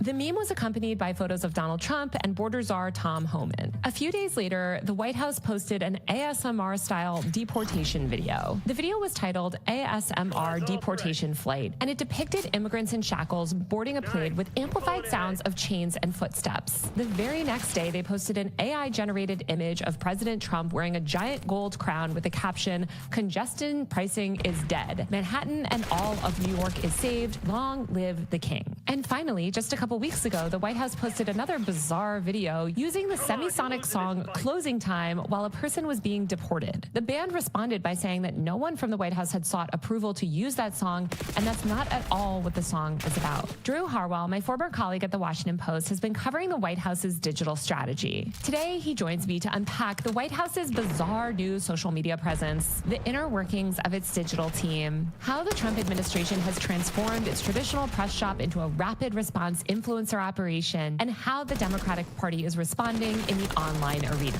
Hi, Drew. Welcome to Power User. Hey, Taylor. How you doing? So you wrote this great story about Trump's social media strategy. I feel like during Trump's first presidency, I certainly didn't know that much. I feel like there was just Dan Scavino in there tweeting random things. It seemed very haphazard. This time it seems like a much more strategic effort. Can you talk to me a little bit about how the social team within the White House is structured currently? Yeah, it was really haphazard, and it was a much smaller team, much less organized. Now there's basically a core squad of like a dozen, young creative people who have a bunch of ideas. They share ideas really quickly. They can produce them and, put the content out really quickly. People who are like clippers, who are watching live video, pulling segments out, posting them online as quickly as possible to start building up that viral attention. There's people who are kind of writing the tweets and Instagram posts that are going out there. There's image designers who are, putting photos out that align with the political message. These are normal kinds of operations for companies in America or campaigns. It's not something we've ever had from the White House institutional standpoint. There was this moment at Baltimore VidCon a few years ago when Christian Tom, who was the previous digital director, got on stage in front of all these creators and said, actually, President Biden is the biggest White House content creator, and that they had this innovative social media strategy, I guess, behind the Biden White House team to, put their messaging out online. How does the Trump social media strategy and team differ from what we had before and what we saw under Biden? That moment was funny because President Biden did not fit that role well at all, right? They tried to force it, and there was content made with President Biden. He seemed game to try it. They tried dark Biden stuff. They had videos of Joe Biden. With President Trump, they've really leaned into that, and he fits that mold better because we know, from his first presidency, he tweeted all the time. He posted jokes. He posted attacks. He had the poster spirit, as one would say, and he just understood it more innately. Even though both of these guys are similar in age, Trump was just seemingly more comfortable with it. And actually last year during the campaign, when his team was starting to think about joining TikTok, they had seen that there was already a base of support for Trump on TikTok, but he hadn't had an account. It had been awkward because, of course, during his first presidency, he tried to ban TikTok, but he'd come around and they created an account. And at the time they were saying, Trump is not just a politician, he's a celebrity entertainer. He has this past in TV. He has this, audience that just loves what he's saying, regardless of the politics. And so they basically try to double down on that in a social media format. So they use his punchlines, his attack lines, the fierce things he says about his political enemies, his media enemies, and also his, side of humor and the weird stuff he says all the time. Trump is not editing the videos that go out on TikTok, but he is the star in every single video. And he seems to understand that. He seems to really relish the opportunity to be himself. And we saw this during the campaign too, where he was doing these long, multi-hour podcast interviews. He was just really accepting that moment and leaning into it. And now he's become this, even beyond the presidency, an influencer all his own. I mean, he's always been our first real influencer president, for sure, I would argue. So it sounds like Trump is starring in a lot more content. It's a lot more centered personally on him than maybe under the Biden administration, where it was more about his policies and the people around him. I also feel like there's a lot more acknowledgement of digital trends. I think there was that ASMR deportation video or something, but they seem really willing to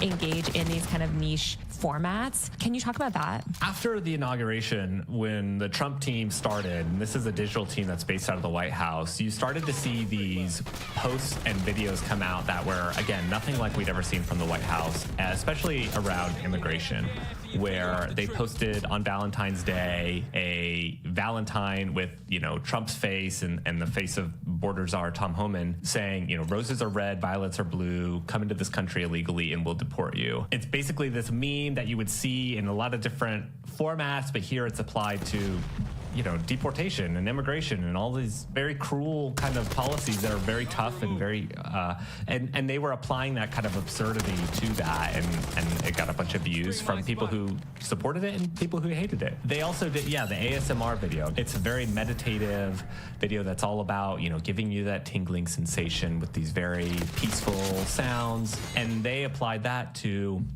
what they called an illegal alien deportation flight. So you see this giant transport jet, you hear the jet engines, you see the handcuffs, you hear the chains, and you see these men who are being kind of marched onto a plane to be deported out of the country to who knows where. As liberals would say, the cruelty is the point, right? They would say this is a really harsh way to talk about deportations. These are people's lives. From a content perspective, no matter what you feel about the policy, that is an effective strategy to get their message out. So when the White House saw that, they were like, yeah, let's do more of that. Let's keep pushing the boundaries because it's working. Stephen Chung, I think you say his name, is communications director. He said that the goal, according to your article, is full spectrum dominance. What does that mean in terms of their strategy? Full spectrum. They're not just on TV. They're not just on radio. They're not just just owning the headlines on print and websites, but they're all over social media too, right? They're everything anyone can talk about. And we remember from the first presidency, Trump would tweet and every newsroom would scramble to write about it. And even if they were fact checking it, Trump was in the news, and that helped make him the main character of every news cycle every day. And now here we are again, right? It's a second presidency, second term, and they are dominating our discussions. Yeah, and part of that is their social media. Yeah, but I guess like what's different? Because to me, like what you're saying, it sounds like a lot of the things that Democrats have tried to do. So why is it, aside from that they're being overly inflammatory and cruel, what is it that they're actually sort of like materially doing differently than what Democrats have done? What are some of the top line agenda items that you have first day in? All right, here we go. First of all, no more Turkish Airlines corruption. Okay. No disrespect to your people. All right, that's a bit of a bummer because I was a single issue voter. Yeah. I'm going to illegally vote and then raise for you. Making it very clear. 1, 2, 3, 4, 5, and now. Do not do that. The number one thing is cost of living. The number one thing is to make the city affordable. And the number one cost in New Yorkers' life when they're thinking about that is housing. About 2.5 million New Yorkers live in rent-stabilized housing across New York City. Their rent increases are set by the mayor. This mayor has jacked their rent up 9%. I would freeze their rent for close to 2.5 million people. I would make the slowest buses in the country fast and free in our city, make them a model for this nation, and I would deliver universal childcare to New Yorkers, whether they're 6 weeks or 5 years of age. And ultimately, it's using every tool the public sector has to make this city people can afford. What are some of the top line agenda items that you have first day in? All right, here we go. First of all, no more Turkish Airlines corruption. Okay. No disrespect to your people. All right, that's a bit of a bummer because I was a single issue voter. Yeah. I'm going to illegally vote and then raise for you. Making it very clear. 1, 2, 3, 4, 5, beyond. I think that Indians are the Italians of Asia. I don't even know what that means, but okay. Do you not feel that? I don't know where to go with that one, so I'm just okay. Yes. Okay. All right. I agree. I've always said that. Indians are the Italians. Please give it up for Senator Bernie Sanders! Thank you. Thank you. Thank you very much. I wanted to thank Claro for allowing me to get up here and to thank this guy. You may or may not know it, but Maxwell Frost is a member of the United States Congress, the youngest member, and in my view, one of the best members. Look, I'm not gonna be long, but this is what I want to say. This country faces some very difficult challenges. And the future of what happens to America is dependent upon your generation. Now, you can turn away and you can ignore what goes on, but if you do that, you do it at your own peril. We need you to stand up to fight for justice. To fight for economic justice, social justice, and racial justice. Now, we got a president of the United States who, I agree, he thinks that climate change is a hoax. He is dangerously wrong. And you and I are going to have to stand up to the fossil fuel industry and tell them to stop destroying this planet. All over this country, not in California, not in Vermont, where I'm from, but in Florida, where Maxwell is from, many other states, politicians are trying to take away a woman's right to control her own body. We need you to stand up and fight for women's rights. We have an economy today that is working very well for the billionaire class, but not for working families. We need you to help us to create an economy that works well for everybody, not just the 1%. We have a healthcare system that is broken. We are the only major country not to guarantee health care to all people. We need you to stand up to the insurance companies and the drug companies and understand that health care is a human right. Now I'm here to introduce Claro, not just because they are a great band, not only because Claro at the age of 13 posted videos on the internet as a singer-songwriter. I'm here because Claro has used her prominence to fight for women's rights, to try to end the terrible, brutal war in Gaza, where thousands of women and children are being killed. So I want to thank Claro not only for being in a great band, but for the great work she is doing. Ladies and gentlemen, please welcome Claro.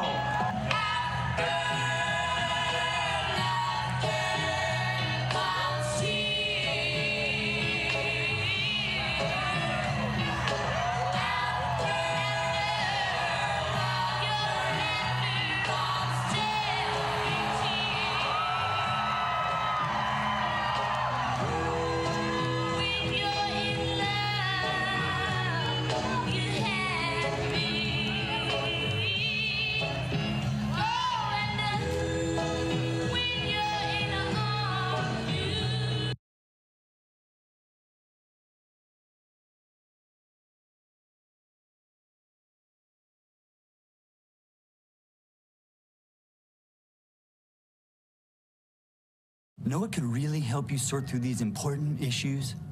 What? I Am Stronger by Uncle Adams.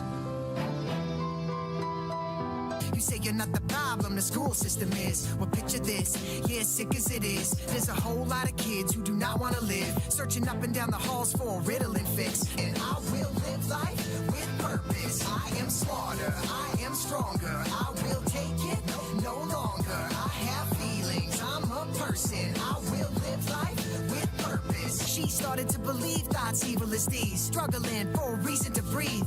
One night, someone put a picture on Facebook of a cow. It said, "This is how Shay looks." She read it with the tears streaming down her cheek. Then she went to sleep permanently. She drank bleach.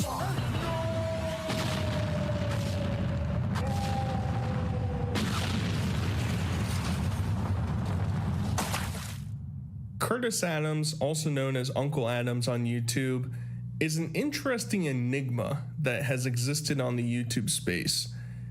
He made these videos where he was trying to motivate people to get out of depression and become better people and really just accomplish your dreams. I'm Uncle Adams, and I'm a motivational rapper, speaker, role model, and counter.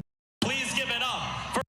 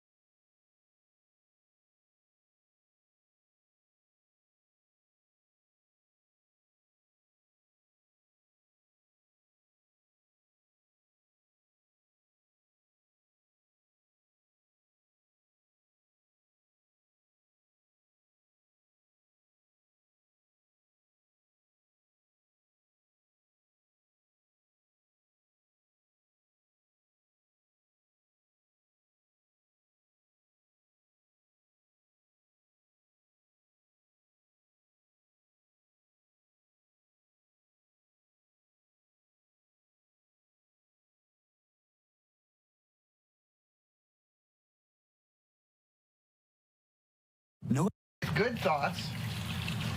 To get out of depression and become better people and really just accomplish your dreams. I'm Uncle Adams, and I'm a motivational rapper, speaker, role model, and counter bully, among other things. That's the short version.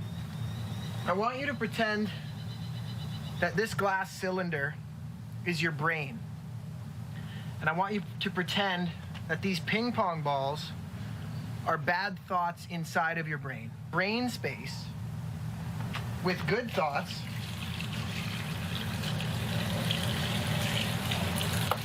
What happens? You push the bad thoughts out. There's one left. Get out of there. He himself lives by that philosophy. Unfortunately, he lives in this land of delusion where he thinks he's this all-time great rapper who's gonna make it big someday, and those dreams just never really come to fruition. He even starts to make these videos that are trying to inspire people. Come on, we can all do it together. Around and go back.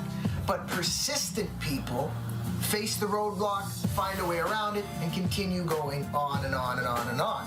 So really, success is the sum of overcoming all of these failures and staying persistent. The problem with inspirational videos is you typically have to be a prominent figure, famous or successful, in order to get some sort of accolades, have people be intrigued and want to actually hear what you have to say. And Uncle Adams has never really accomplished any of that, but he is extremely arrogant. He is an egoist and loves to reflect and see how great his dreams and his future life will be. I don't mean to be arrogant when I say that, but when you listen to my songs, you know that I'm a polished rapper. I fine-tune it. I have the syllables. I got that wordplay. And that comes from years and years and years and years of doing this. I rhyme things that other people are like, how did he even rhyme that? Because if you just say those words, they don't go together. All that being said, let's check out some of his songs, which include a parody of his most popular song, potentially the one that you're most familiar with, Original, and a diss track that he made that was basically crucifying parents for buying too many presents on Christmas. Hey, if you're watching Sway, this is my audition. I want to be on your show. My name is Uncle Adams. Shout out to the original creators of this song. Let's go. I'm not actually on Sway till after this plays. Know the universe works in miraculous ways. I'm not a know-it-all, I'm full of curiosity. I'm fascinated by the stars and the luminosity. The original. Let's place it in your rectum.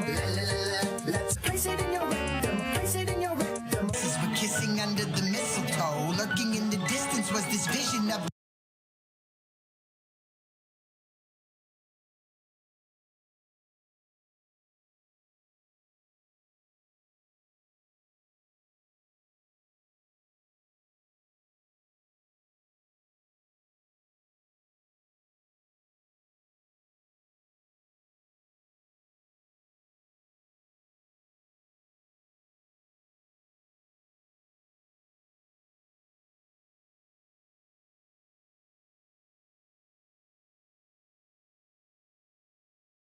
a wicked ghost. He came to teach them both what their lives missed the most. Beneath the tree, presents stacked half as high, the tree was tall, believing in the reasoning that their children need them all. No donation for the Salvation Army ball at the mall, but Santa brought every gift on the list, including dolls. There are some other odd little trinkets here and there about Uncle Adams, including the fact that once he transitioned into becoming a motivational rapper, he started to do these tours at different schools, and he'd say bullying is bad, rapping about being happy is dope, and somehow that really rustled some feathers in the Regina public school system. I guess they wanted him to change some of his lyrics and he refused to, so he's basically been banned from ever performing at a grade school or a high school in the local area there. Really unfortunate. That's probably the first time I've heard of somebody being banned that wasn't for an inappropriate reason. per se.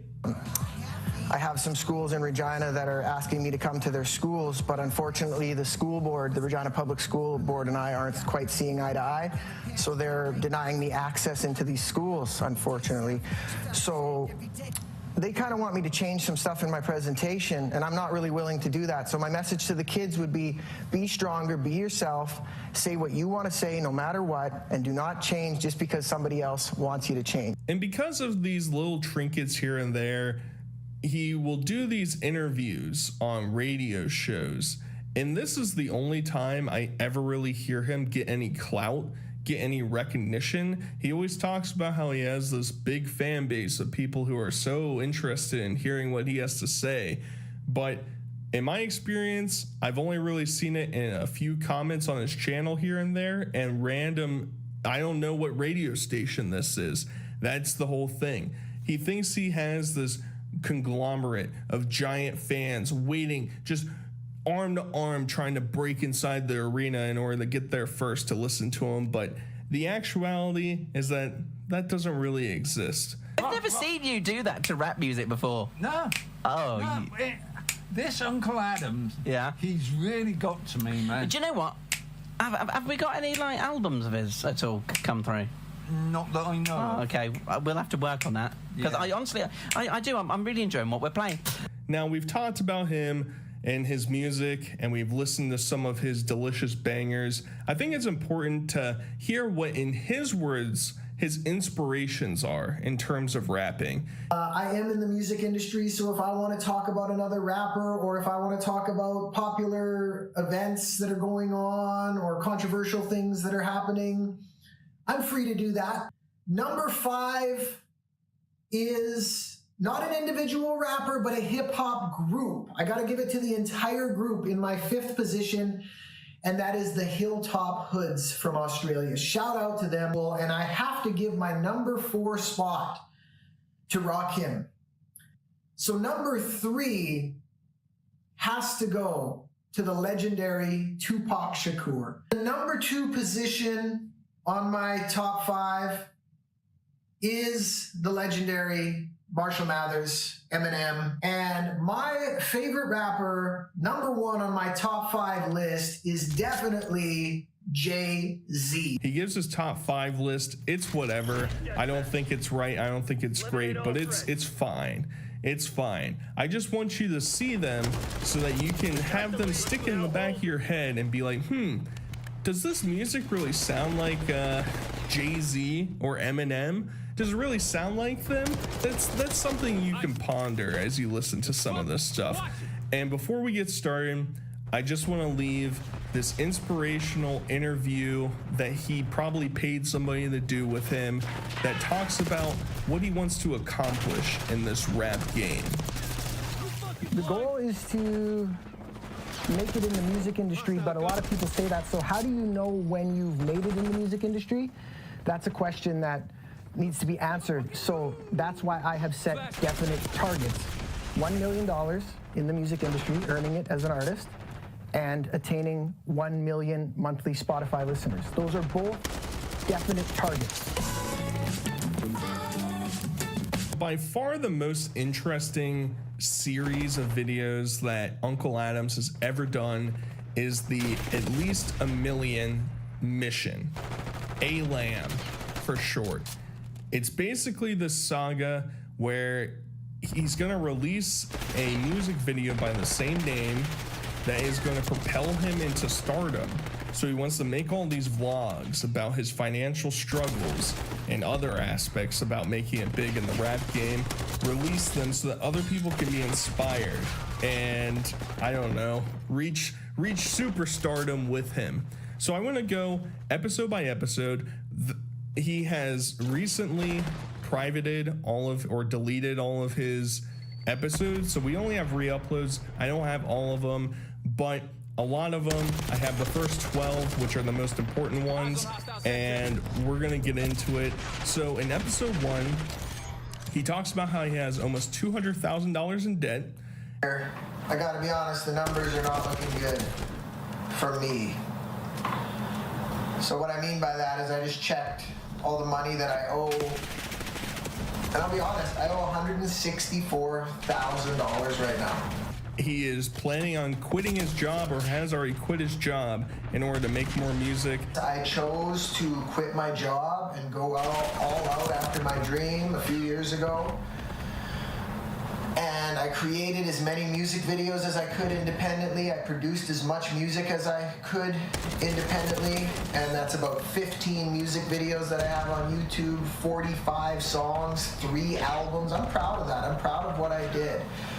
But the income coming in just has not been enough yet to take care of the debts. Have more time for music videos, and hey, you know, I understand the struggle. There's plenty of people out there that maybe they're starting to do something. Maybe they start an Etsy shop. They're making Cyrax figurines. They're starting to get some money off of it. And they're like, maybe should I quit my job? Should I not? I don't know. But most people have at least some income coming in before they just decide to go balls deep into it. So you'll start to understand that he just makes these crazy rash decisions without anything actually flushing out. It's really funny. He also says that he had sold his house and he's planning on selling his car.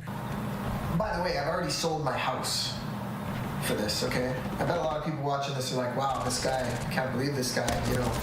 But I did. I sold my house and I used the equity to put into the music career. I sell my car and I'm going to use that money to get back in the studio, and I'm going to use some of that money to pay a few bills, keep the creditors off my back, and I'm going to produce the at least $1 million music video.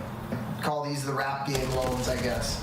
So prior to this dream of becoming this famous rapper, it seems like he had his life kind of set into place. He was a heavy machinist operator at different factories, and he had his own car, he had his own house, and we're throwing all that shit into the garbage. Bye-bye. Just to reach our dreams. And it's kind of sad, but you'll kind of see he's kind of a dickhead a lot of the time. He comes off as this guy that you think is hip and cool and looking out for you. But I honestly think he's just looking out for his own self-interest, and he loves the idea of being famous, being recognized by people. And he just feels at the current moment that he's an underdog, but he knows that his dreams, they're gonna come to real life, baby. So the odds are stacked against me. I really feel like an underdog, but I will have my dream. I will not be denied. The rational mind says, don't keep going. You're in too deep. You're not earning enough. You got bills to pay. You got rent to pay. And the money isn't there. But my heart says, keep going. You're supposed to do this. You're the one. You're meant to do this. You're meant to show other people that they can do it too in whatever field they choose to do it in. And the ones that push through that testing period are the ones that make it. And I'm going to keep pushing through this. I've already made the decision in my mind that I'm doing this or dying in the process. You can't hold him down for much longer. But he starts going through, he claims he has 10 to a dozen different bill forms of different loans and credit cards he's taken out. And we'll get into more specifics with it a little bit later, but he is one of the worst people I think I've ever seen with money. Big bills. This one's 1,100 American, that's like 1,500 Canadian. This one's 150. This one's 105. This is just 3 of them. I probably have 10 of these that I get every month, plus rent, plus bills, you know, utilities, stuff like that. It's really embarrassing. It's like almost Chris Chan levels where you're just buying shit or doing shit without even thinking for a second of the repercussions.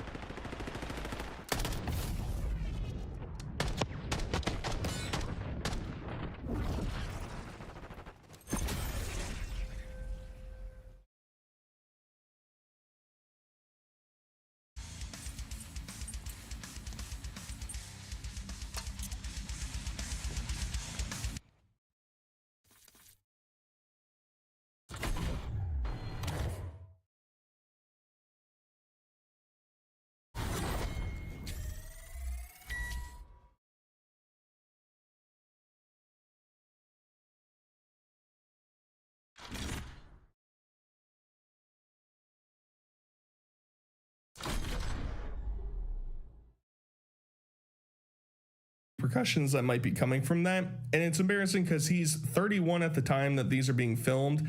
He's closer to 40 today. So it's not a good look. It's certainly not a good look.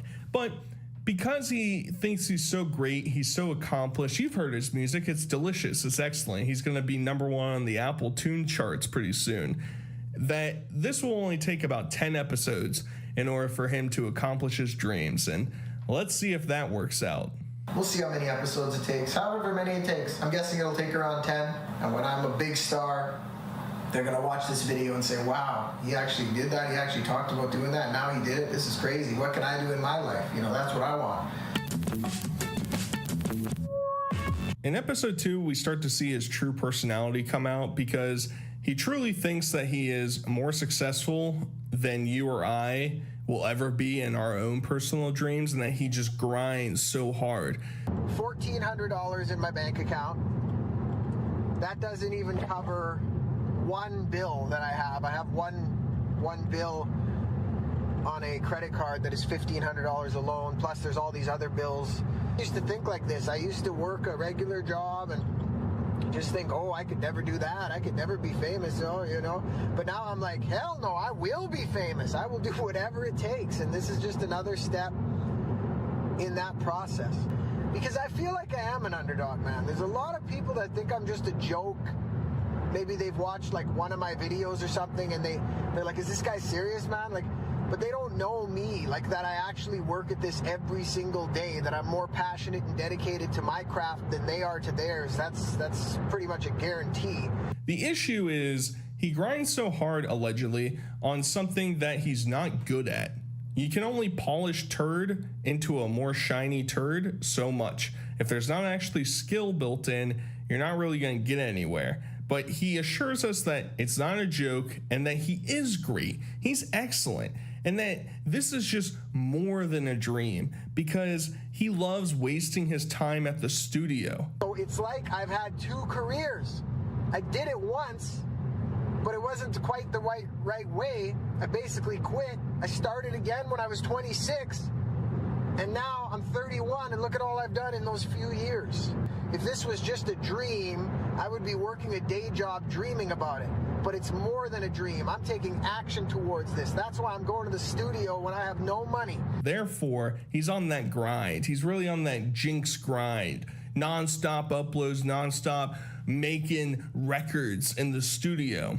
And the thing is, if you really even look at a lot of underground artists in the past 10 years, where are they making music? They're making music in their closet. They're making music in a shed. They're making music in their bedroom. They're doing anything that they can in order to get their sound out there, because true skills will prevail. People will find it and they'll be like, hey, that's pretty good. The problem is when you don't have skill and you spend a lot of money to try and make it better and get better production and whatever, it's not going to come through as well, and it's going to come off extremely corny, like what he is making in the sound booth right now.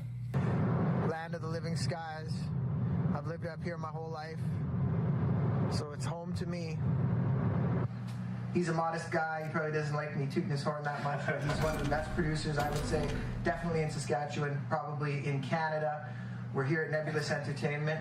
How are you doing today, bro? Doing great. Doing awesome? Yeah, I'm excited about today. We're going to have a nice session. Yeah. 4-hour session. I kind of told them on the way here. I was filming in the car. I said we're going to clean up 3 tracks that I did before, and we're going to record one new one today. Good.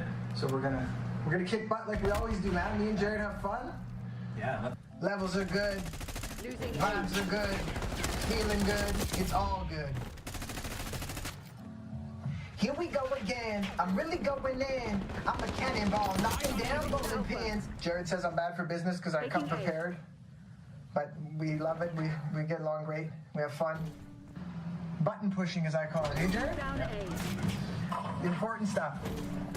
The unfortunate aspect of this entire episode is that he never actually released the song, right? We hear him make it, and he never actually released it.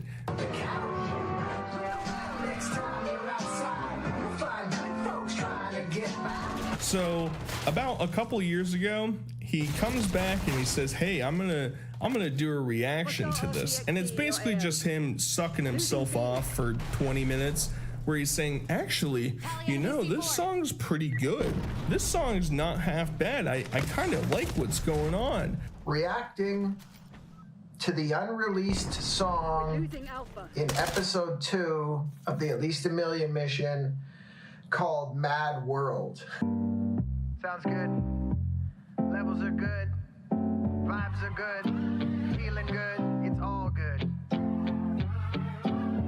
Here we go again. I'm really going in. I'm a cannonball knocking down bowling pins. I bring the facts to you quicker than a soda fizz. From an 88-story drop overhead. It's not bad. It's not bad so far. I think it's the other verses that I didn't like, and that's why I didn't release it. But let's carry on. It's decent bars. And he also leaves in this little brief moment where he's just like, man, I'm on that grind. I just woke up, guys. You know, it's hard being me. It's hard making all this excellent content for you guys. Make sure you subscribe. Make sure you like. Make sure you comment. Make sure you suck me off in the comments, please. That would be an Uncle Adam's guarantee. Just woke up, by the way, but I said, you know what? I'm doing another video today. So hit the like button if you're with me, man. The last part is that he just mimes along to the hook of the song, acting like it's catchy and interesting. I can guarantee you, outside of people clowning on him and listening to parodies of certain things of his songs, none of his beats are overly catchy and none of his lyrics are memorable at all. So I don't think you're going to be too far-fetched to say this is going to be forgettable. The song has an interesting hook. Let's check it. World really isn't that bad. No, most hearts aren't frozen and cold. If you feel like you're down and out, get up, get out and off the couch. So we learn in episode 3 that his ultimate goal, or his initial goal, I guess, is to reach $1 million in the bank and 1 million listeners on Spotify. 1 million monthly Spotify listeners for starters, and that will happen, so let it be documented. For the record, today it's at 18,000. Can you guys take a guess right now if either of those were accomplished? I guess we'll have to wait till the end to see. He also mentions that he has a silent investor on his team that has invested at least $70,000 into him. It's like I owe $1,100 by September 11th, which was yesterday. And that's American, so it's more like $1,400. Here's another bill, 118. Here's another bill. I have a silent investor who believes in me and my dream, who I'm very thankful for, but they will remain anonymous at this time, but you know who you are, and I appreciate you very much. That silent investor has $71,000 invested into me. The difference between failure and making it essentially is the refusal to quit. My assumption is that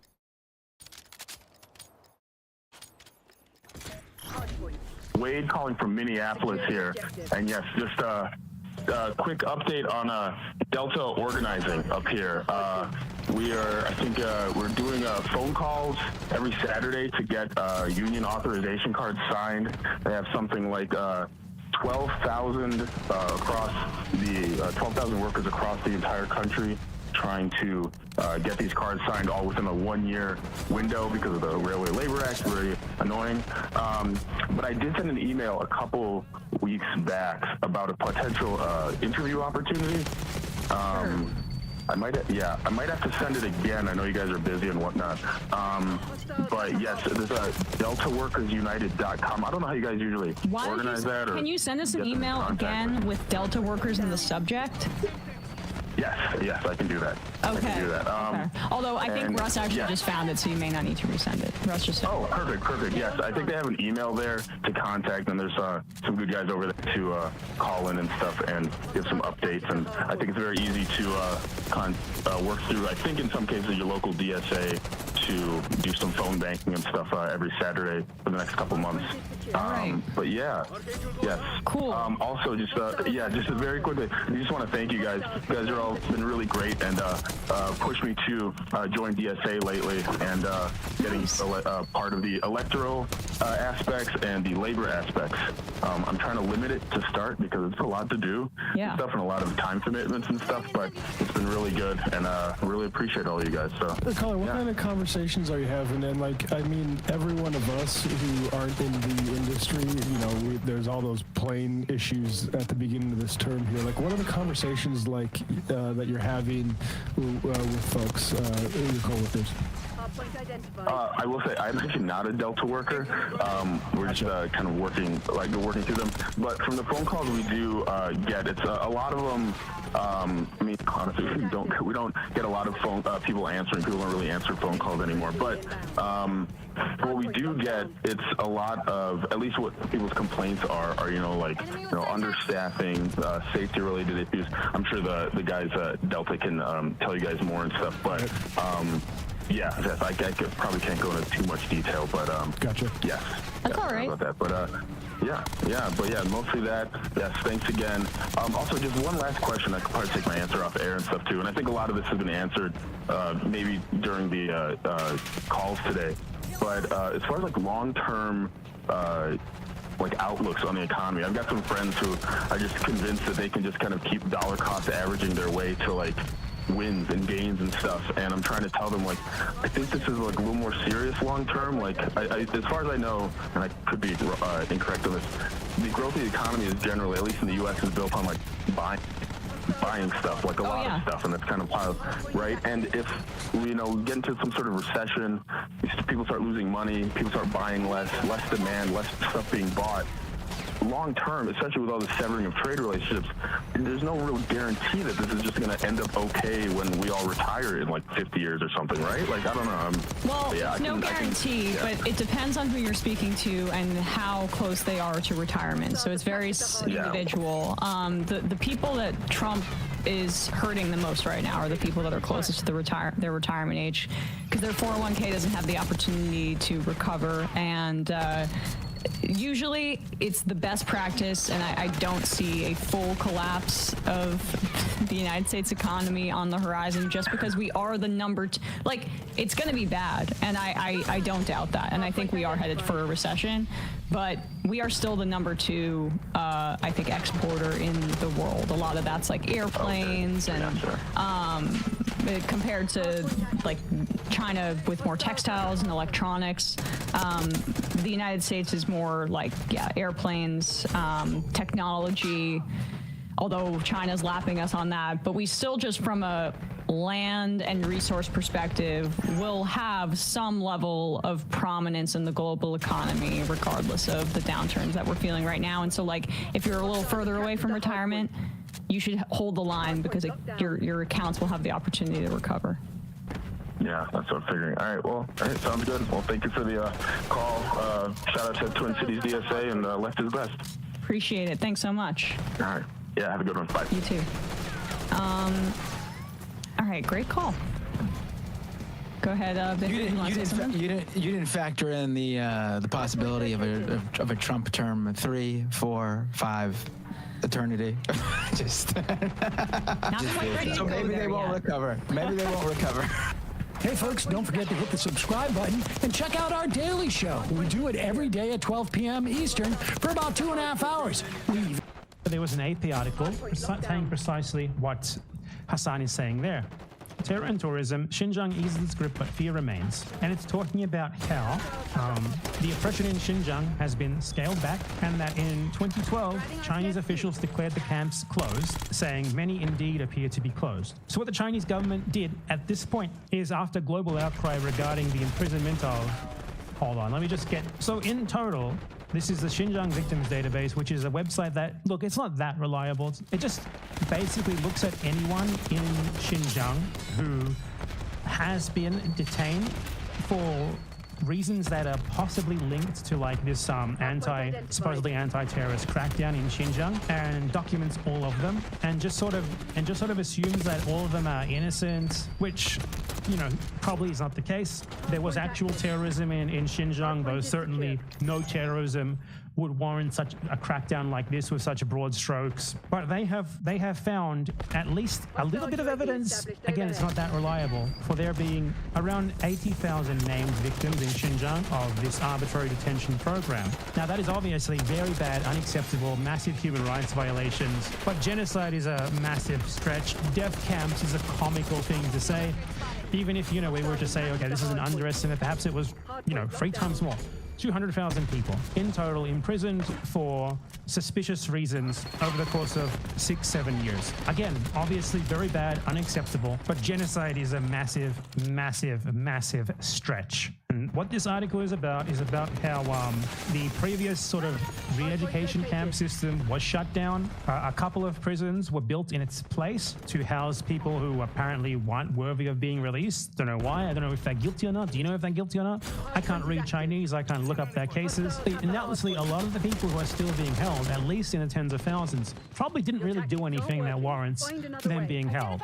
And that's a travesty. To call this genocide, especially after what we've seen recently in Gaza, it is really ridiculous. And it's especially ridiculous for Ethan Klein to call this genocide so easily, given the fact that he supports the existence of Israel. Israel is a country that for its entire existence has done to Palestinians what Ethan Klein thinks that China does to Uyghurs in Xinjiang. The very existence of Israel is based on the principle of as many Jews as possible, as few Palestinians as possible, as few Arabs as possible. It is a country founded by people who moved there specifically to form their own ethnic supremacist, ethnic exclusionist state for themselves at the expense of those who were there before them. It was founded on the expulsion and killing of at least 800,000 people, and since then it has terrorized and brutalized those same people in order to maintain its existence. If this is genocide, if your threshold for genocide is this low, then how is the Israeli state, whose existence as that sort of ethno-state, whose continued dispossession of its victims you support,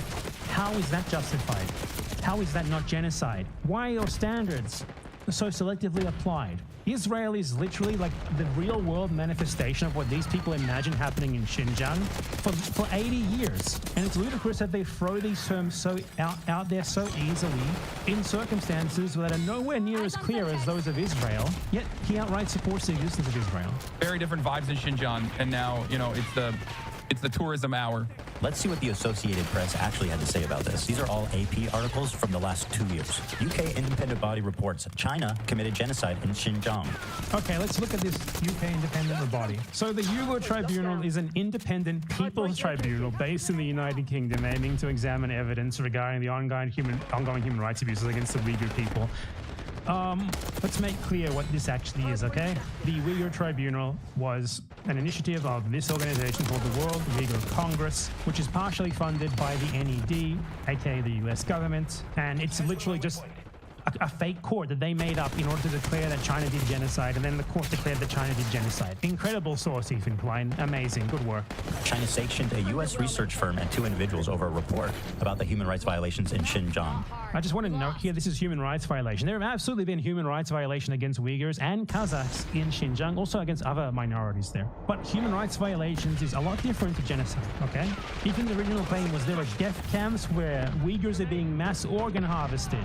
This is very far away from what he was initially claiming, from what he presented as Hassan Piker denying any sort of human rights abuses or arbitrary detentions of Uyghurs in Xinjiang, which he did not do in either of the clips that he showed. It's the tourism hour. To China's fury, UN accuses Beijing of Uyghur rights abuses. Tourism hour. I went over the UN report on my second channel, if you guys would like, because the UN report on Xinjiang, I mean, it's not perfect, but it is one of the best things if you want an objective, fairly objective assessment of what happened actually in Xinjiang. The title of this video is a joke. So yeah, I mean, go and watch that. I'm not going to play the whole thing here, but the UN report is at least decent. It does not say anything about genocide. It does talk about things like arbitrary detentions, Uyghurs who left the country feeling unsafe returning and stuff like that. Uyghur County in China has the highest prison rate in the world.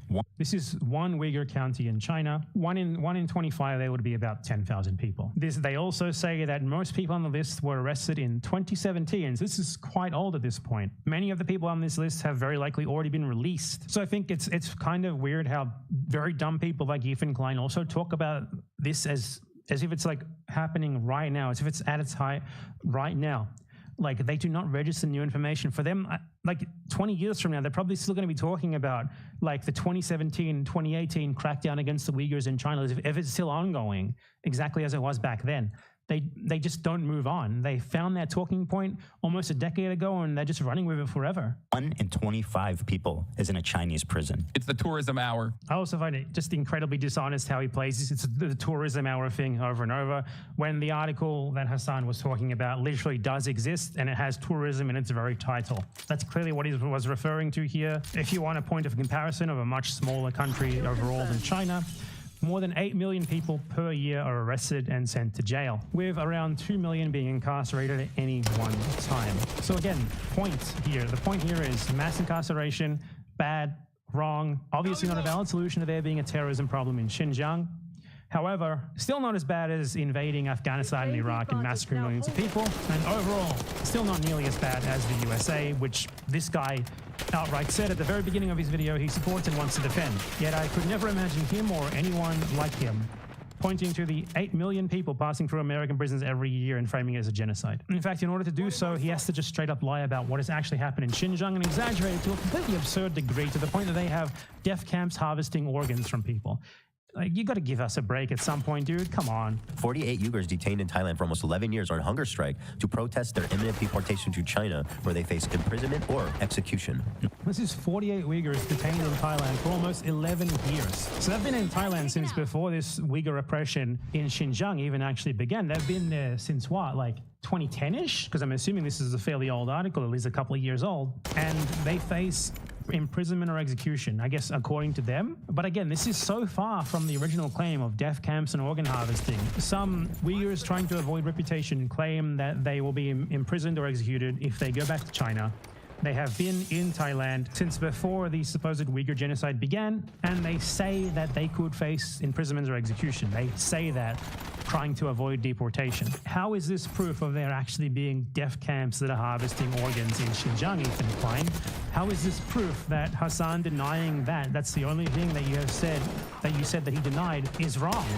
Because in the clip that you showed, that you seem to believe painted you as correct and him as wrong, he was correct and you were wrong. Not only were you wrong, but you came off like a child who just believes anything they see. And he was like treating you with kids' gloves like very nicely, when what he should have been doing is saying, Ethan, you're like 40 years old. How do you lack basic critical thinking skills like this? Imminent deportation to China, where they face imprisonment or execution. Not only does this AP article seem not to exist, reading the AP proved exactly the opposite. The AP article that exists, you could have searched AP News, Xinjiang tourism, and it would have been the first result, Ethan.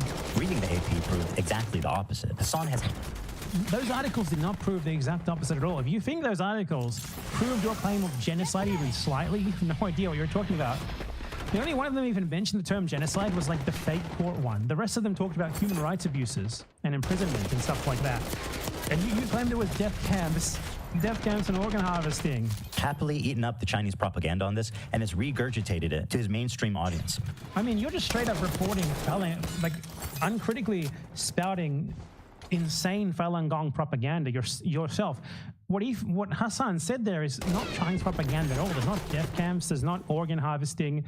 He did explicitly say there was re-education camps and stuff like that. And he did cite a really existing AP News article about the crackdown winding down post-2019. If he was eating up Chinese propaganda, what he would say to you, because the Chinese line on this is, no, there's no internment camps. What there are is vocational training camps where we give marginalized Uyghurs opportunities to better themselves. And all of them are there voluntarily. That's the Chinese propaganda line on that. So what he's saying is not even close to that. You're just bullshitting. Why is he defending China's genocide of their Muslim population? Like, as I've been saying, and as I'm sure I will reiterate a lot, Ethan is just sort of relying on his audience being very dumb. Because Hassan did not deny repression in Xinjiang there. What he said was there's no death camps, and then he said the camps, like the repression system has wound down. Both of those points are true. And then the articles, like the headlines that Ethan provided with zero analysis, zero critical thought, even taken at face value, do not even remotely prove his initial claim, not even close, of like death camps and genocide. He kind of just relies on his audience believing that there is like this mass genocide in Xinjiang, like Uyghurs are being rounded off the streets like Jews during the Holocaust and stuff, and being massacred in like gas chambers or whatever. He relies on them already having that preconceived idea, so he feels like he doesn't even need to argue against it, you know? Because that's who this video is for. It's for people who already uncritically believe everything that he himself uncritically believes, so he doesn't really feel any need to justify himself. He's just used to arguing from this position of like believing what like 80% of Americans already uncritically believe just because they've seen it said sort of nonchalantly in the media and they never really thought about whether it's true or not. It's an argument purely from the status quo, and it's pathetic, sad. It's just purely making statements based on the knowledge that a lot of his audience is just going to eat them up because they also just uncritically believe in whatever the sort of hegemonic status quo positions are. Makes sense if A, he's being paid, or B, he has the political complexities of a 5-year-old. I know that is just so fucking ironic, man. Like, come on. So it would only make sense to deny that there are Uyghur death camps where they harvest organs if you're being paid. It would only make sense to say that there is an AP article about the repression in Xinjiang being wound down if you're being paid. And the AP article does exist, by the way. That makes no fucking sense. And then you talk about him having the political complexity as a 5-year-old after you just showed us a clip of you being like, I saw a documentary where they say there's death camps and they harvest the organs. They harvest the organs like a little child baby who believes everything that you see immediately. We're supposed to believe that he's the one with the political complexity of a 5-year-old and not you. It's so ridiculous. I know America Bad is a meme that people laugh at online, but with Hassan, this does actually seem to be the beginning and the end of his analysis. Let me explain to you 2 principles that you should keep with you, coming from a person who's Turkish, okay? When you look at a situation in the Middle East, you look at what the local government is and who the Western forces are. Never align with the Western forces. So when I look at other countries, I look at the regional actor, whoever the regional power player is, and then I look at who is backed by the Western superpowers. That's a principle that you could take home with you. If you want to actually be moral, or if you want to be smart about the way you analyze other countries, that's one basic principle that you can take home with you. All of a sudden, magically, you are above on your foreign policy analysis. You're going to be better off than 90% of people that look at the situation. After seeing all of this, I was already getting uncomfortable with. Okay, so he's not gonna refute that. Because what Hassan said there is broadly correct, and he wasn't saying that you're always going to be right, nor did he say that you should support the anti-Western forces. What he said was that you should oppose the pro-Western forces, which is a very different thing. Now, broadly, what he said there is absolutely correct, and he also did so with the caveat that you will have a better analysis than most people, which is true. Just abiding by that principle, you will have a better analysis than most people, especially Ethan Klein. Ethan Klein needs to respond to what he actually said there and say, no, that's wrong. Here's why. Let me give you some examples at least. And even then, Hassan still wouldn't really be wrong, because he didn't say that you would end up with like a perfect analysis or anything. He just said that you'd have a better analysis than most people. And honestly, what he said there was only about the Middle East. And in regards to the Middle East, yeah, it's completely true. When there is a conflict in the Middle East, and you take a look at like who the US, the UK, the EU, and all of those fuckers are supporting, it's generally going to be pretty bad people who are probably going to make things even worse if the Western forces get their way. And even if you get that wrong, your analysis of the Middle East would still be infinitely better than Ethan Klein. So what he said there was not wrong at all. And it's just pathetic that Ethan doesn't feel the need to even provide any counter argument here, just because this video is not for convincing people. It's for people who will see someone say something as obviously correct as you should oppose US foreign policy in the Middle East and be like, oh my God, that guy said the US foreign policy is bad. Does he not support our troops? It's for that sort of intellect. So yeah, he doesn't feel the need to elaborate because it's just not for those of us who like arguments and evidence and stuff like that, you know? It's for brain-dead lobotomized people. With our partnership, I started to wonder if I had any idea who this guy actually is. And then this happened. We have breaking news out of Israel this morning where Hamas has launched a surprise attack within Israel's borders overnight. After the shock of October 7th, I noticed a huge increase of anti-Semitic comments from Hassan's stream and Discord, including from his head mod. Okay, I was disturbed that Hassan was seemingly okay with this. Do you care that your chat is calling you racist? Do you make any attempt to? anti-Semitic comments. They're calling me racist. I have not looked at my chat. Moderate that at I have all. not looked at my chat at all, but you I have just to opened it, but don't you have moderators? Do you care at all about what your audience? Calling you racist in someone else's stream chat should not be allowed. You are a racist, by the way. This is the best you got? No way, dude. There must be more. Surely. There's 32,000 people in here right now. I'm just trying to tell you guys how it feels, and It feels bad to be called. Well, you are a racist, so you should be called one. fucking shocked that you don't care that people in your chat are saying, "Who the fuck is this child called arrogant?" Ethan, I love you, but there's You are a Zionist fuck. That's not anti-Semitic to say. But there's only so much I can do. How can you be surprised? Why didn't you ban these people for calling me things that I actually am, like a racist and a Zionist? This is you sure provided evidence of anti-Semitism here. You. When your Discord is literally full of fucking Ethan, I love you, but there's only so much I can do if you're making that argument. You know that, right? Like Hassan's chat had been calling me a Zionist, baby-killing genocider. If you're a Zionist, which you are a baby killer, as Israel massacres babies on the regular. That's simple. You support Israel, you support genocide. Israel is innately a genocidal project. How? Simple. Israel is a country formed as part of a long plan.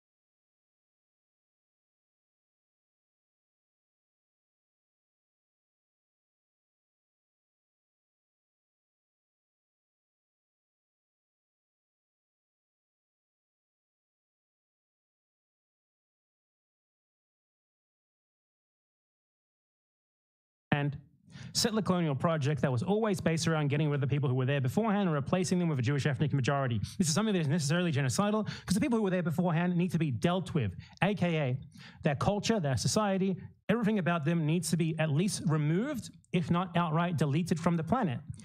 Ergo, Israel is innately genocidal. Ergo, if you are a Zionist, which you are, you support the existence of Israel, that's what as being Zionist means. You are a Zionist, you're a genocider. Calling you a baby killer is fine too.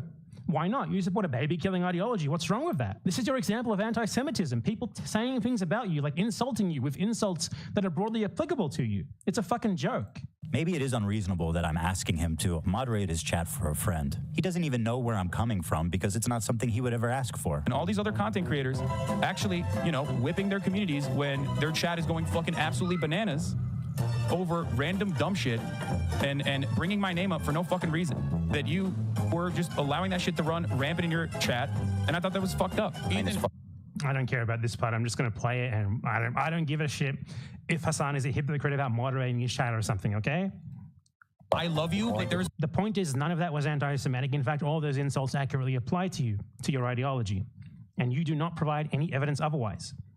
But there's only so much I can do, especially as someone who thought we were fucking friends. I think that's a reasonable expectation for someone who you consider to be a friend.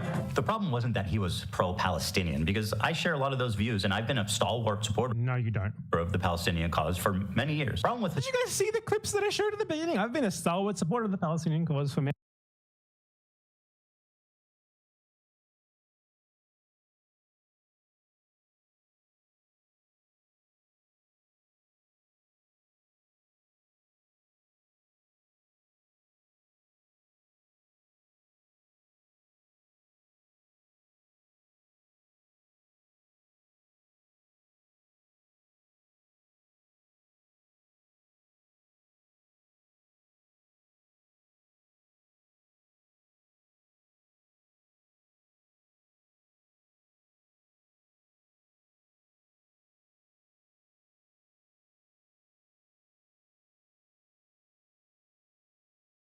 is literally full of fucking... Ethan, I love you, but there's only so much I can do if you're making... He frames Palestinians as like a demographic time bomb. He frames Zionist, which you are, you support the existence of Israel, that's what as being Zionist means. You are a Zionist, you're a genocider. Calling you a baby killer is fine too. Why not? You support a baby-killing ideology. What's wrong with that? This is your example of anti-Semitism. People saying things about you, like insulting you with insults that are broadly applicable to you. It's a fucking joke. Maybe it is unreasonable that I'm asking him to moderate his chat for a friend. He doesn't even know where I'm coming from because it's not something he would ever ask for. And all these other content creators actually, whipping their communities when their chat is going fucking absolutely bananas over random dumb shit and bringing my name up for no fucking reason. That you were just allowing that shit to run rampant in your chat, and I thought that was fucked up. I don't care about this part. I'm just going to play it, and I don't give a shit if Hassan is a hypocrite about moderating his chat or something, okay? I love you. Like the point is, none of that was anti-Semitic. In fact, all those insults accurately apply to you, to your ideology, and you do not provide any evidence otherwise. But there's only so much I can do, especially as someone who thought we were fucking friends. I think that's a reasonable expectation for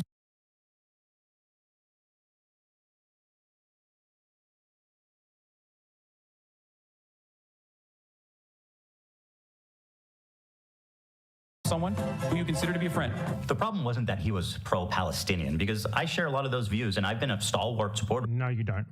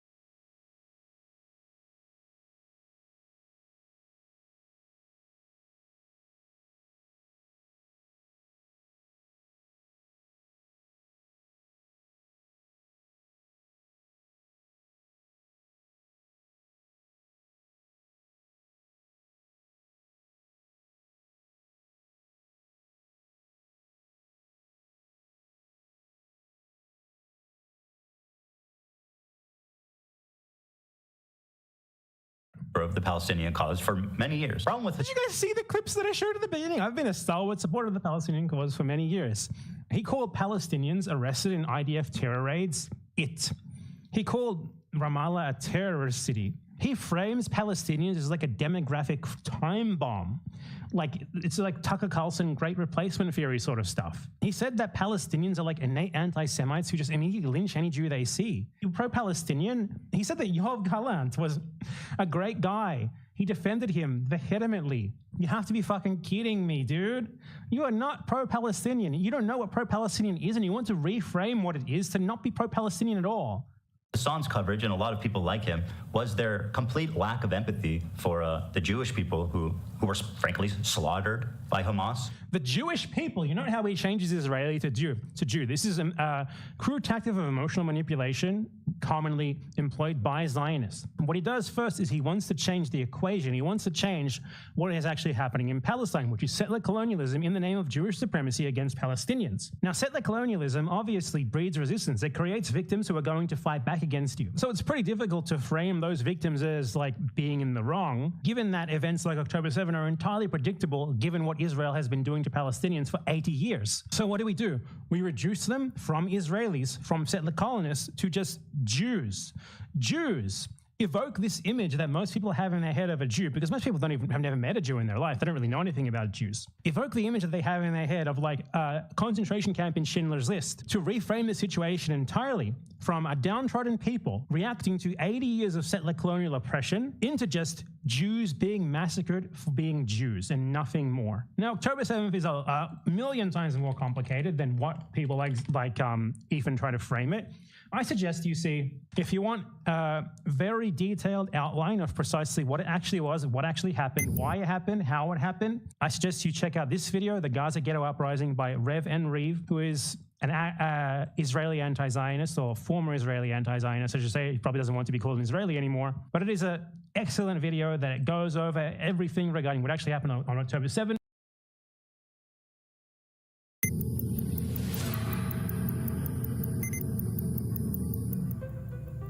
The Sobibor Extermination Camp, Poland, World War II. On October 14, 1943, a group of Jewish inmates and prisoners of war launched an insurrection.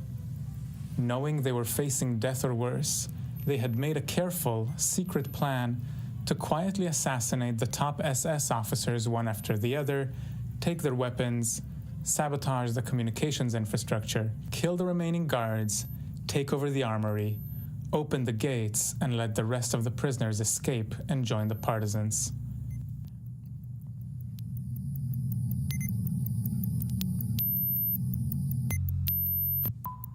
At the time that I'm recording this, Israel has just invaded Rafah. The official death toll far exceeds 30,000, with presumably tens of thousands more buried under the rubble.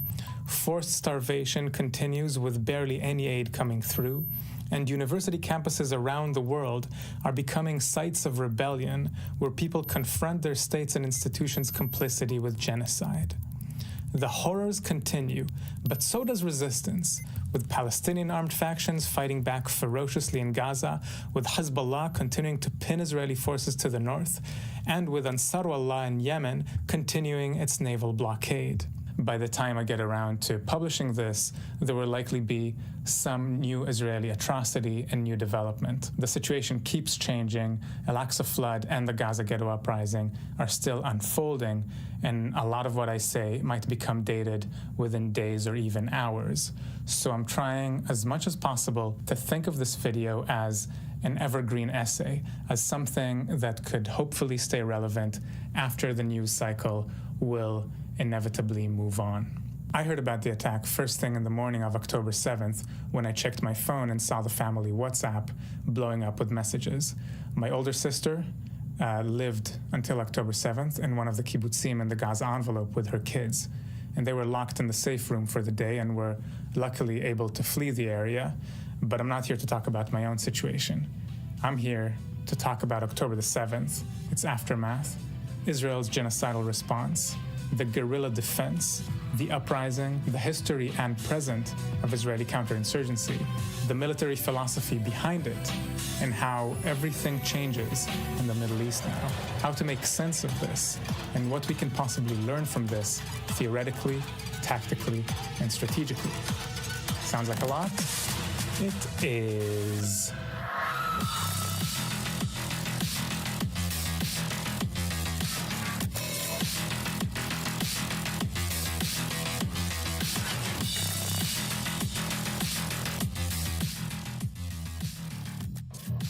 So, within these murky, contested, still shifting historical grounds, within this fog of war, what do we know? And how do we know it? I'll get to that, but first, just a few sentences on context. Gaza has been cut off from the rest of Palestine since 1948. The lives of around 2.3 million people in Gaza have been all but defined by siege and imprisonment for decades. The introduction of the permit system and the first sweeping closures started in the early 90s, and the full siege was declared in 2007. In effect, it has already been subject to genocidal conditions for years, but it was a kind of slow genocide, or creeping genocide, or what Israeli historian Ilan Pape called an incremental genocide, already in 2006. Let that sink in.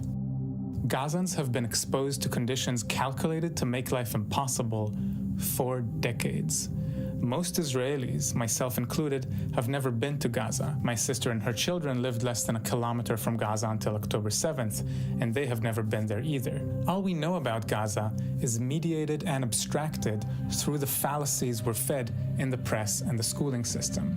So Gaza is a black box, right? A free kill zone. What Achille Membe calls a death world. Gaza is essentially a holding pen since the 1948 ethnic cleansing of Palestine, an open-air prison to hold the refugees who survived back then and their descendants.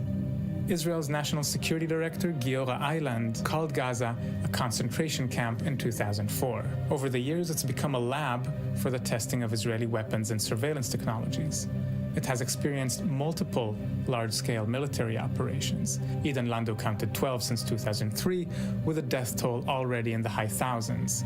And it's a place that has already been declared by the UN as unlivable, unfit for human life in 2018. So the people of Gaza have nothing to lose, right? What would you do if you were facing genocide? George Orwell wrote a great essay about Gandhi's response to a similar question in 1938, so before hundreds of thousands and then millions of Jews were murdered by the Nazis. Gandhi's view was basically that the Jews should non-violently commit a kind of mass suicide which, quote, would have aroused the world and the people of Germany to Hitler's violence. It seems totally unhinged, right? Orwell thought so too. But at the Great March of Return in 2018-19, the people of Gaza kind of did that. This was the Palestinian equivalent to the Gandhian Salt March of 1930. The Palestinians marched protesting against the siege towards the prison fences, and they were gunned down en masse by Israeli snipers as the world stood and watched and did absolutely nothing. So what would you do? Former Israeli Prime Minister Ehud Barak, who was the architect of the 2007 siege, actually answered this question himself once, saying he would have joined armed Palestinian resistance had he been on the other side. I was new enough in politics to tell the truth that if I were born Palestinian, I probably would have joined one of the terror organizations. So it is within this context that we must understand what happened on October 7, 2023. Israel thought of Gaza the same way people think about prisons here in the US, as a place that contains or warehouses violence, right? But prisons actually produce violence. It flows out of the prisons and into our seemingly removed lives. That's why moralistic questions on violence are beside the point. Fanon talked about this too, that the violence inflicted by colonialism on the native returns like a boomerang. This occurs abstractly, but also very physically, as demonstrated by the simple fact that about 15% of Israeli bombs dropped on Gaza don't actually explode and are then collected and repurposed by Palestinian resistance groups to construct their own rockets and IEDs. Israel has so far dropped the equivalent of more than 5 nuclear bombs in Gaza. Israelis can thus expect to receive the equivalent of 1 nuclear bomb in return fire at some point in the future. Now, what was the purpose of this war? Security? To talk about October 7 without this context is simply a failure to think dialectically, or in other words, a failure to think. Viewers might remember from my video about Fananian dialectics that it is through violent resistance that the native asserts their humanity.